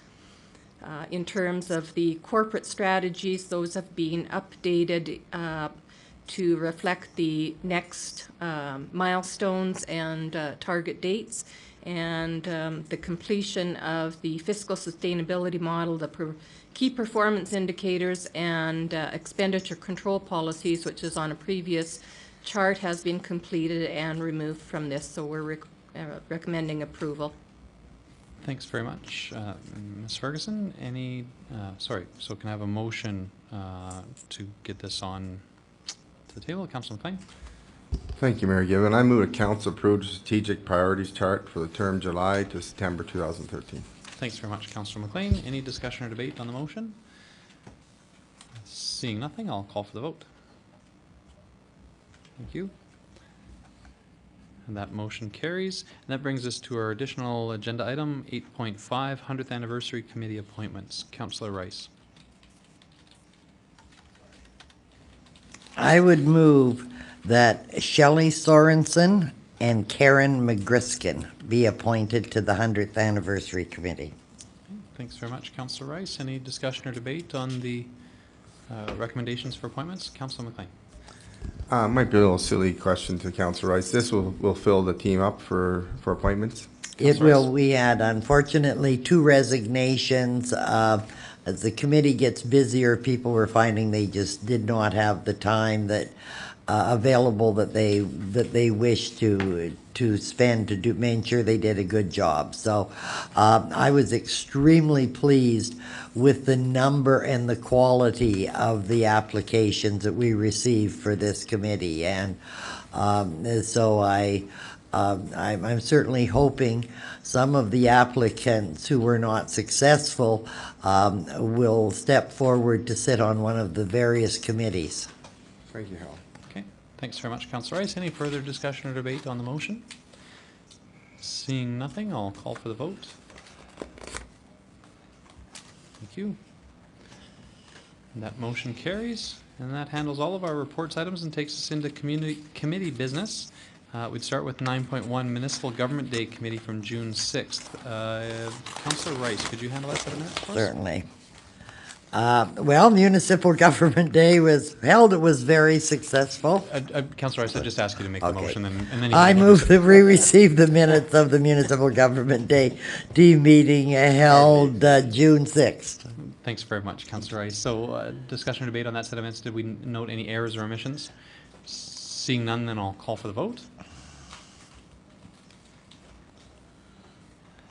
Thank you. And Councillor Rice, anything you'd like to highlight from that set of minutes? Well, it was excellent day, and the rain did not dampen the spirits nor the number of people, and certainly I would welcome other council members' input on their reaction on the day, but I think again it was a highly successful day. I'll just give you a bit of a heads up in that was your last Municipal Government Day.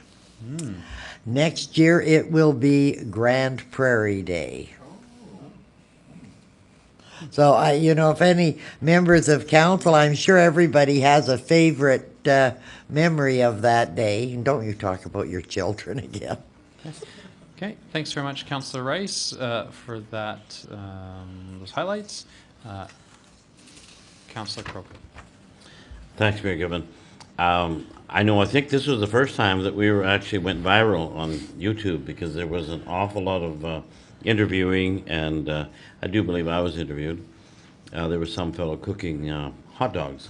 Oh, I think that was Robert Carroll. He was doing a good job. So many people spoke to me that it was on YouTube or our website, both of them. So it was a very successful day. A little wet, but really nice. I think we would be remiss not to commend the Youth Council, who got involved in a big way with their Take a Seat, Make a Friend conversation pit. A nice addition. Okay. We also will have an opportunity, if council members wanted to cover their experiences in council roundtable as well. We could continue on with the rest of the meeting, and if you want to speak about Municipal Government Day, we could maybe do it then. Well, it's pretty exciting. So we'd move on to the Combative Sports Commission from June 14th. Councillor O'Toole is away, so if we could have somebody move that set of minutes. Councillor Wong. Sure. Thank you, Mayor Given. I move that council receive the minutes of the Combative Sports Commission meeting held June 14th, 2013. Thanks very much, Councillor Wong. Any discussion or debate on that set of minutes? Did anyone note any errors or omissions that we'd like to catch now? Seeing nothing, then I'll call for the vote. Thank you. And that motion carries. We'll move on to 9.3, Community Growth Committee. Councillor Radburn, could you handle that set of minutes for us? Certainly, Mayor Gibbon, thank you. I would move council receive the minutes of the Community Growth Committee meeting held June 25th, 2013. Thank you very much, Councillor Radburn. Any discussion or debate on that set of minutes? Anything out of order? Seeing nothing, looking like everything's in place, I'll call for the vote. Thank you, and that motion carries. Councillor Radburn. Thank you, Mayor Gibbon. I would move that council approve that the comparative study of urban and rural development costs be used as a background in guiding future land use planning policy and servicing standard reviews. This was a study that we received that basically looks at municipal servicing standards and requirements in the city and the county and does a comparative analysis of those, and I think they'll be very useful for us as we move forward. In speaking to this motion, I will remind council that there are two other motions followed this that you will not see in today's agenda, but I think they're germane to the discussion. First of all, we've asked, and a report actually is coming tomorrow morning to Community Growth. We've looked at the possibility and costs of looking at a few other factors in terms of comparing developments. Some of them, well, they are identified on page 2 of the Community Growth Committee. I won't read them all. But there's a report recommending certain of those be pursued and certain not. So that's one follow-up motion. The other is that a motion was made to direct administration to investigate options, alternatives, and implications to address the findings and key observations related to industrial areas in the comparative study of urban and rural development costs and report back. This is important because, as you know, we're in the process of annexation. At some point, we will have, I guess, a competitive land base to attract industrial development. And I think if we can use this report to look at what possibilities we can to be flexible in those standards and requirements, then we can support industrial growth of our fine city. Thank you. Thanks very much, Councillor Radburn. Any discussion or debate on the motion? Seeing no one in the queue, then I will call for the vote. Thank you. And that motion carries. Councillor Radburn, was there anything else from that set of minutes that you want to highlight? Just quickly, we did get an update in terms of the solar panel pilot project and construction site debris update reports. Thank you. Thanks very much, Councillor Radburn. So we'd move on to Community Living Committee from June 25th, 2013. And Councillor Crokin, I believe that was your set of minutes. Thank you, Mayor Gibbon. Yes, it is. And I move council receive the minutes of the Community Living Committee meeting held June 25th, 2013. Thank you very much, Councillor Crokin. Any discussion or debate on that set of minutes? Did anyone note any I's not dotted or T's not crossed? Nope. Seeing nothing, then I'll call for the vote. Thank you. And that motion carries. Councillor Crokin. Thanks, Mayor Gibbon. I move council grant approval for the East Coast Garden Party to have bands play for an additional hour. Just quickly to speak to that, it's a family entertainment function that's going to take place in I believe July, and the extension of an additional hour is is 12 o'clock rather than 11 o'clock, and I think with that type of a concert, it's a great economic development builder for the city of Grande Prairie, and there's a lot of great Eastern people here and enjoy clapping their hands and sing along to music. So it was just an extra hour. So I hope council bears with me and votes for me on that. Councillor Crokin, I just wonder, I know at the committee the intent was certainly to say till 12 o'clock. So I wonder if we could maybe just amend the motion to say to extend the time till 12. Sure, that's friendly. Otherwise, I mean, an additional hour is pretty vague. It could be, well, let's start a little bit earlier. Okay. So I think we all understood the intent, but the motion doesn't actually clarify that. Okay, So. we'll make that for the additional hour, but for till 12 o'clock, till midnight. Okay. Thanks very much, Councillor Crokin. So just clarifies a little bit. Any discussion or debate on the motion? Councillor McLean. Thank you, Mayor Gibbon. I have to say, as an East Coaster, this year will be the first time I'm going to this event. and it's grown. I think it's its 6th year. Last year, I believe I brought Raj Sherman just during the day to meet people, because I'm very proud. It goes the same day as the street performers, so I don't know how 2 of them go together, but they do, and they bring so many people in our community from outside. It's actually amazing, and so I wish them complete success. And one thing I realized over time, last year went for the death race on behalf of council for the Grand Alliance for the city of town of Grand Cache, and they have theirs till midnight as well, and right in the middle of the neighborhood, so they've had no problems. Thank you. Okay, any further discussion or debate? Seeing none, I'll call for the vote. Thank you. That motion carries. Councillor Crokin. Thanks, Mayor Gibbon. I move council reallocate up to $300,000 from the Montrose Cultural Centre capital project budget to the Art Gallery of Grand Prairie capital project to cover budget shortfall. Just to speak to it, Mayor Gibbon, this is not additional money. This is money that is in the budget of the Cultural Centre to help the Art Gallery complete their project on their budget shortfall. There is a, as you all know about insurance claims, we're getting our insurance claims in, but that's just the way it goes with those. So that $300,000 just to help them out and help Robert finish this project. Okay, thanks very much, Councillor Crokin. Any discussion or debate on the motion?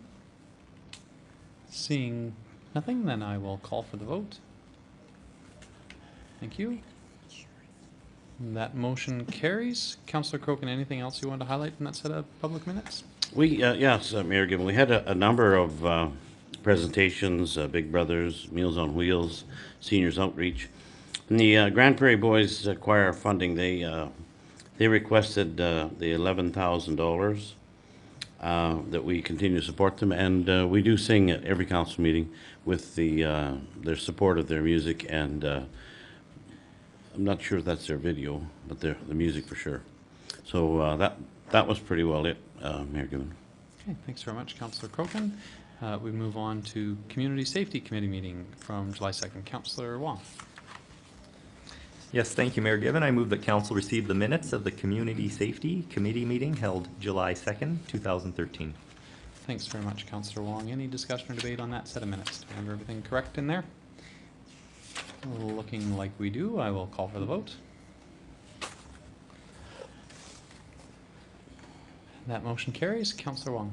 I move that council award tender T48552-13 for the 2013 thermoplastic program to La France Road Marking, Inc. in the amount of $545,324, excluding GST, as the lowest qualified tender, meeting the City of Grand Prairie specifications.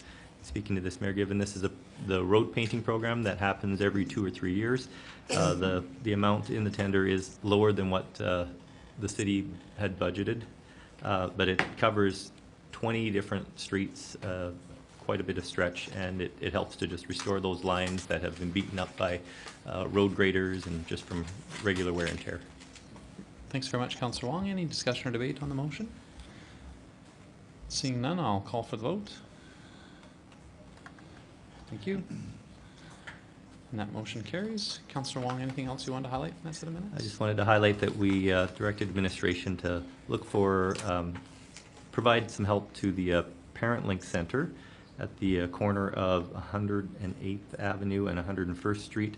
They're a daycare center that they're looking for safe crossings for where their parents park and where they can get to the daycare. That's the old Francophone school location, and when it was the school location, there was a school zone there, which made crossing much safer. And now that there is no school zone because of the daycare center, they're noticing the increase in traffic causing some safety issues. So staff will come back with a report with recommendations on how to make their crossing a little bit safer. Great. Thanks very much, Councillor Wong.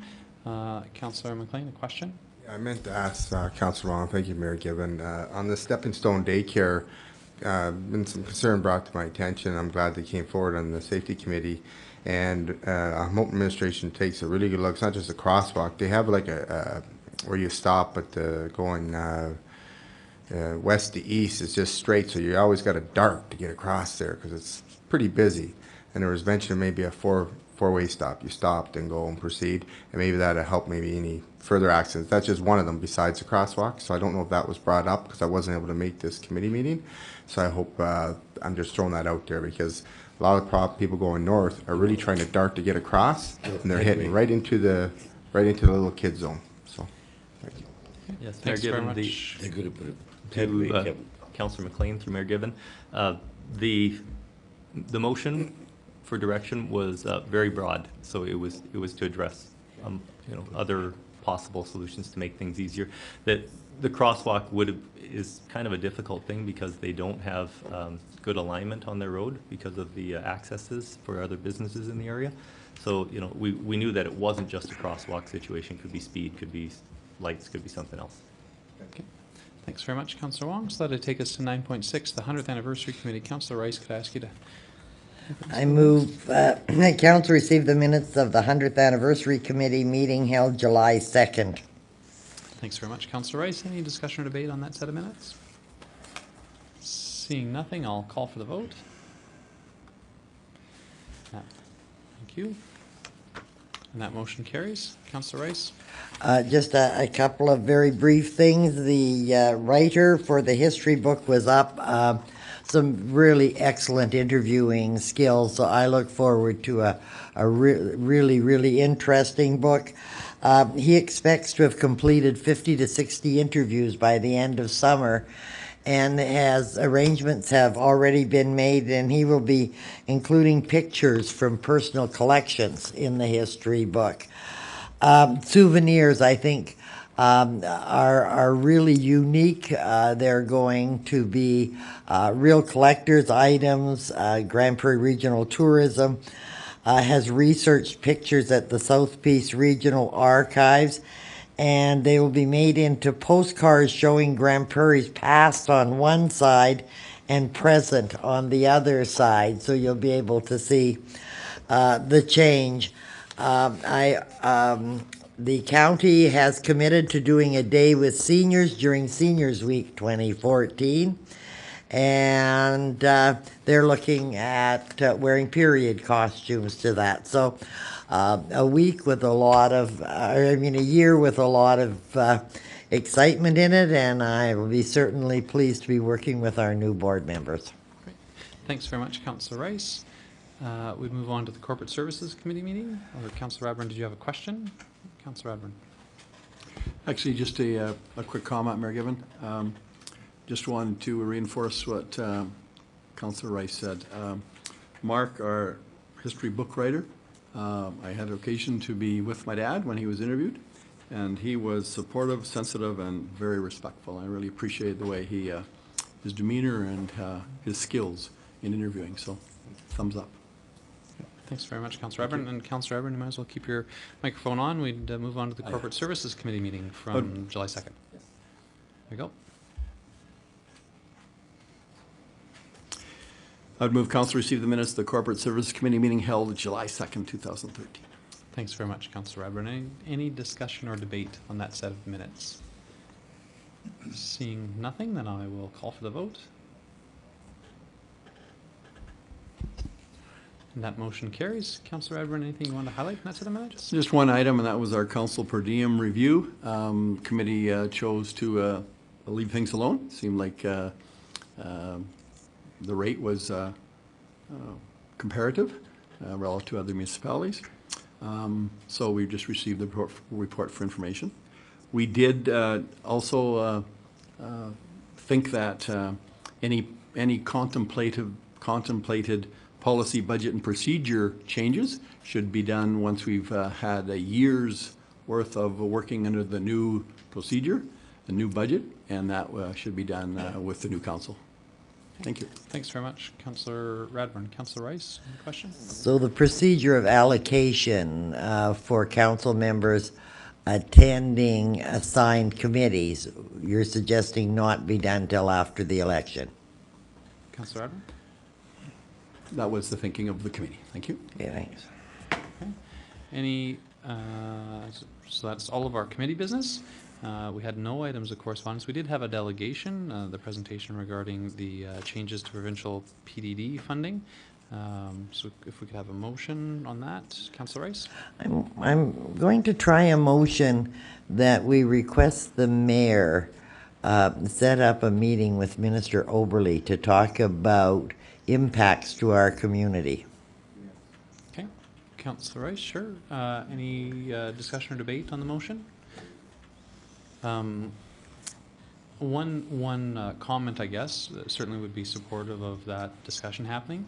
Unfortunately, I find myself at a deficit of information because if I was to speak to what the impacts to our community would be, I don't believe I have that at hand. So I'm not sure what I would say or what Okay. council would say in such a meeting. So that was the only thing when the delegation was here. I was sort of asking how we could help support the initiative or the cause, but I didn't get a clear answer to that, unfortunately. But and I also don't have a clear picture of exactly what the numbers are or the direct impact on our community. So it would be a Yeah, little then bit I'll difficult to make a withdraw case. my motion while I think of, should we refer it to information for a report on potential impacts?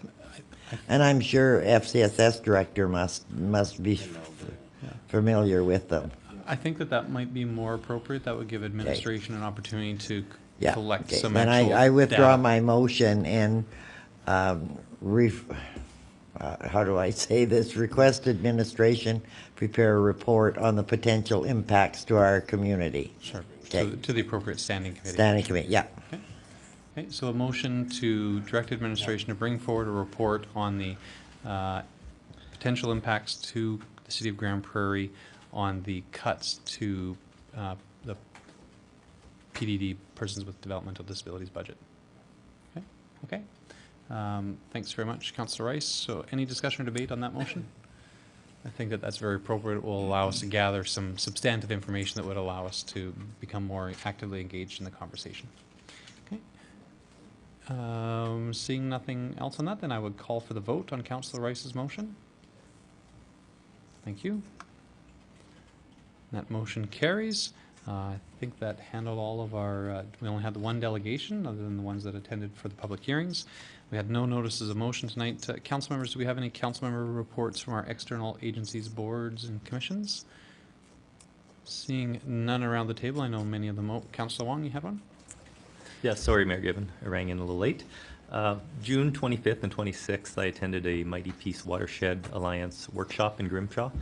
The Alliance has received a grant to complete its State of the Watershed report, and I think that's pretty significant to report on that.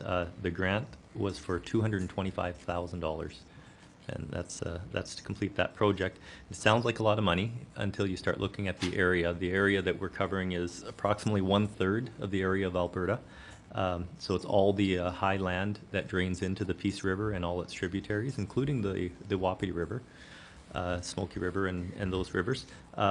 We have until February 2014, the end of February, to complete that report, which will pose challenges on its own because there's internal processes that kind of delay when you get that check from the government, and we can't hire out services until we get that check. So we probably won't get it until the fall, which will leave 6 to 8 months before we can, that we would have to complete that project. So what we did was we held a 2-day workshop to try to give us a little bit of a head start. We have a lot of expertise around the table. So what we did was we developed a list of indicators that we wanted to see that would help us determine the health of the Peace River, or the Peace River watershed area, I should say. The workshop was facilitated by Barbara McNeil. I think a few members from council should recognize her name. And just to give you an idea, the indicators that we're looking for. Indicators are kind of a symptom of a larger problem. So when the doctor takes your blood pressure, for example, your blood pressure is an indication of how healthy your heart is. It doesn't tell the full story, but it tells you that there may be a problem with your heart. The kinds of things that we're looking for are the number of species of certain wildlife that may be affected due to water quality. There's the water quality indexes that are recorded by Alberta Environment and other organizations, and there's also specific contaminant levels that you could look at, such as mercury. We basically came up with a list of almost 100 of these, and then we pared it down. It's going to be very difficult to get them all measured within this time period that we're talking about. We're basically gathering reports. But, you can look forward to seeing the status of this as it develops, and hopefully by the end of February, we'll have a report in draft form that we could submit to council. Excellent. Thanks very much, Councillor Wong. Were there any other reports from external agencies, boards, and commissions? No? Seeing none, then we'll start with council members roundtable. And Councillor Wong, you were the last to speak, so we'll start off with you, and we'll go around counterclockwise. Perfect. Thursday, June 27th, I was present for the GPREP official signing. That's a great news story, but I'm going to let Councillor Radburn speak on that since he is our representative on GPREP. Friday, June 28th, I went to the city for a tender opening. July 1st, I brought greetings on behalf of the mayor and council to the Canadian Citizenship Reaffirmation Ceremony at Centre 2000. And since our Member of Parliament, Chris Warkington, wasn't available, he was in Ottawa at the time, I had the honor of running that ceremony for us. There were several members of council also present that day. July 4th, we had a council information session. And the only other thing I'd like to report on is that I spoke with several members of the public who are interested in running in the next municipal election. They're all looking for some advice on how to run an election, so I made myself available, and I think we have a lot of good candidates out there. Thank you very much. Thanks very much, Councillor Wong. Councillor McLean. Thank you, Mayor Given. On June 26th, I was at Strategic Priorities with council, with Greg, council, and directors. As well as June 26th, I went out with my wife Tina and my daughters Kendra and Kara to the barbecue TP Creek. Some individuals asked me to go out, and one reason why they had their few barbecues out in the county was an amazing job they've done out at TP Creek. They're getting closer to their 100-year anniversary from the late 90s, where it was going to be actually looked like it was just finished. It's now been revived about 6-7 years ago of a youth committee, people that moved back to the area that were born there, and they're doing a tremendous job. And they're looking at also building a $2 million riding stable inside, so when it's 30 below out, they can actually go in there and then participate just like out at Evergreen Park. So kudos to them. And they said that actually they may, actually by the time they build it, it'd be paid for. So they're doing an incredible job. July 1st, I was also there at the Canada Day Parade, and with all the councillors, we worked very, very hard. It was a very hot day, and I think it was probably one of the biggest I've ever seen in the city of Grand Prairie, and the amount of children, enormous. And we did not run out of candy, and thank you to Jody Clausen and everybody involved, and David and all the staff. As well, I was there for when Councillor Wong was doing proclamation on behalf of the mayor, where he was in another area in the park, the reaffirmation of Canadian citizenship. And that was really, really nice. And I was glad to show up there at Centre 2000, and it was very special. On July 4th, I also sat on an informal council meeting of Crystal Centre operations, and I thought that went over quite well. And as well, on July 5th, I sat in an Alberta Care call at the county office building. Thank you. Thanks very much, Councillor McLean. Councillor Radburn. Thank you, Mayor Given.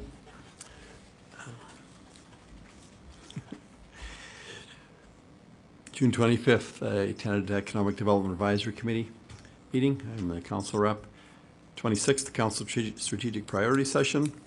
We had a CKC steering committee where we kind of, in principle, supported the design concept, and we've asked administration now to work on costing with respect to that site and what's planned for that site.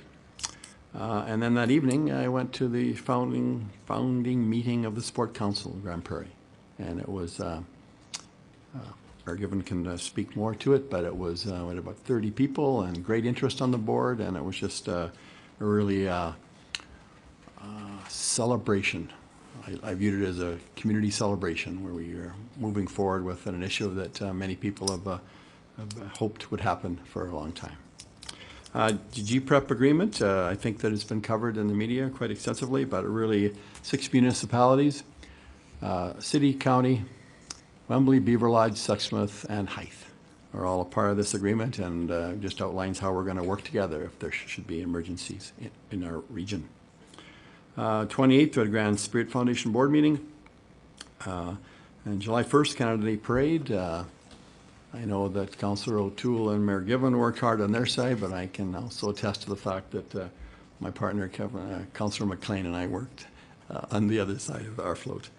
And the citizen reaffirmation ceremony was well done. Kudos to Dan for his leadership there. In July 3rd and 4th, I was part of the negotiating committee of Grand Spirit as we worked to get an agreement with our QP reps. I also attended the Crystal Center operations update as well on July 4th as well. Thank you. Thanks very much, Councillor Radburn. Councillor Crokin. Thanks, Mayor Given. I did something a little different on July 1st. I knew you were going to be really busy here in Grand Prairie, so I represented our mayor and council on Canada Day, their parade, and our neighbor to the west, Pouce Coupe. There was even couples there from Grand Prairie. Dawson Creek don't have one on the Canada Day. They have theirs during their rodeo or whatever. So it was a packed little Pouce Coupe, and then they had a barbecue after. It was 81-year tradition. Really, they all knew Grand Prairie because they shop here, and that's great. Keep coming. On July 4th, I also attended the Informed Council on the Crystal Center operations, and I got some roses to hand out. Roses to Robert Stephen. A really nice article, if you can recall, in the Daily Herald Tribune. I did call him and thank him for all his hard work, and he said he really wants to support the council, the city of Grand Prairie, for all their hard work and support to give him the opportunity to serve us. And there was a gospel singing group in from Iowa. I talked to them downtown. They had a great big bus downtown. I thought they were lost, so I went in and I knocked on their door, gave them my card, the key to the city of Grand Prairie. They said, "What a beautiful city you have." And I said, "Oh, thank you." I said, "That's Helen Rice, because she always has all these nice flowers and whatever." So kudos to Josie and her crew. And I also had another couple of citizens say that the infrastructure along our beautiful trails are being preserved. Those pesky little beavers seem to have all moved out of town. So thank you very much, Gary Roth, and that's it. Councillor Rice. No funerals. I attended the council strategic priorities session as well as the Crystal Center operations update session. I was a judge in the Canada Parade. If you think it's tough walking and handing out 99 entries in 4 different categories. It was not an excellent entries. I have to commend Carla Wells from Muskasippi Park and the summer events programmer, Kayla Paitzer. Excellent job of organizing that parade. 99 entries. It was laid out just as slick as could be. And that was this year in spite of the fact that the parade route had to be changed because of the bridge work being done. And still, it was just as slick as anything. So big kudos to them. Great job. Thanks very much, Councillor Rice. On Tuesday, June 25th, I attended the launch of the Tiny Helping Hands Society. This is a society that's recently formed in Grand Prairie for parents struggling with the loss of a young child or miscarriage. I just want to commend the organizers for their courage in taking this on. They've already, since they have formed, have put together one successful event, and we'll be looking at hosting more in the future. And they're also looking at ensuring that resources are available for people in our community struggling with these sort of challenges. And so I just want to thank them for all their work there. On the 26th, I also attended the CKC steering committee that Councillor Radburn reported on, and also the inaugural meeting for the Grand Prairie Sport Council. As Councillor Radburn said, it was fantastic to see such a great turnout in terms of number and also in terms of diversity of sport groups that were represented. Everybody from hockey to cricket was there, and everybody in between. And from that, the first board of the Grand Prairie Sport Council was elected, and certainly the community and council will be hearing more from that group in the future. On the 27th, I also attended at this GPREP signing. It was an honor to be able to provide the signature on behalf of the City of Grand Prairie.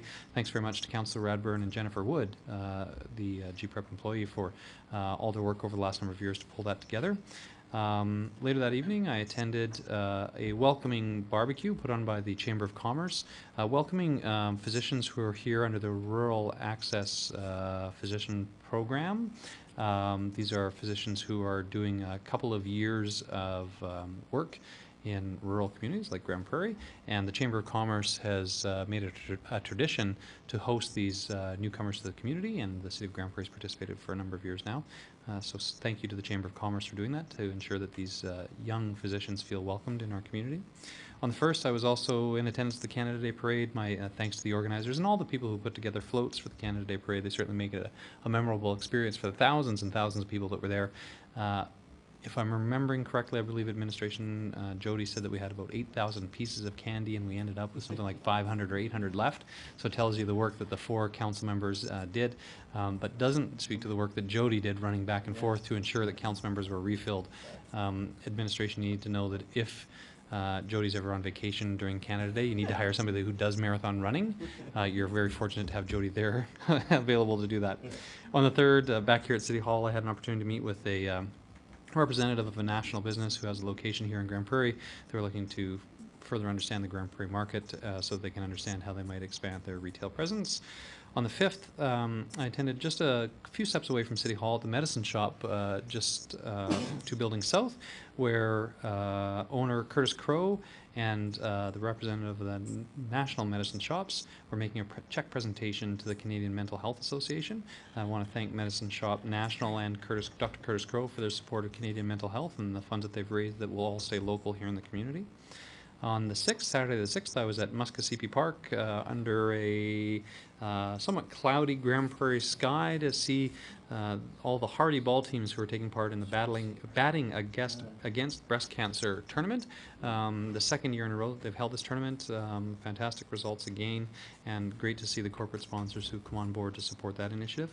And then on Sunday the 7th, I was back in Muskasippi Park in front of the amphitheater for the Alberta Bound and Determined concert.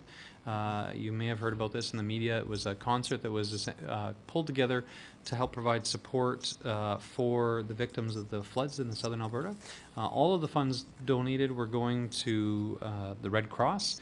My understanding is that they were able to raise about $45,000 in funds. And this event was pulled together over the course of 2 weeks and involved I would say roughly 15 to 20 local musicians who all contributed their time, as well as a number of local businesses who all donated product that was for sale, and all of the funds were going to provide flood relief. So I just want to tip my hat to the organizers of the event who put on something absolutely amazing in the course of 2 weeks to bring that together, and to all the corporate sponsors and businesses who supported the effort, and to the artists who contributed their time and talents to help make it a memorable event and a very successful event. And with that, if there is nothing further, then I would call our council meeting adjourned.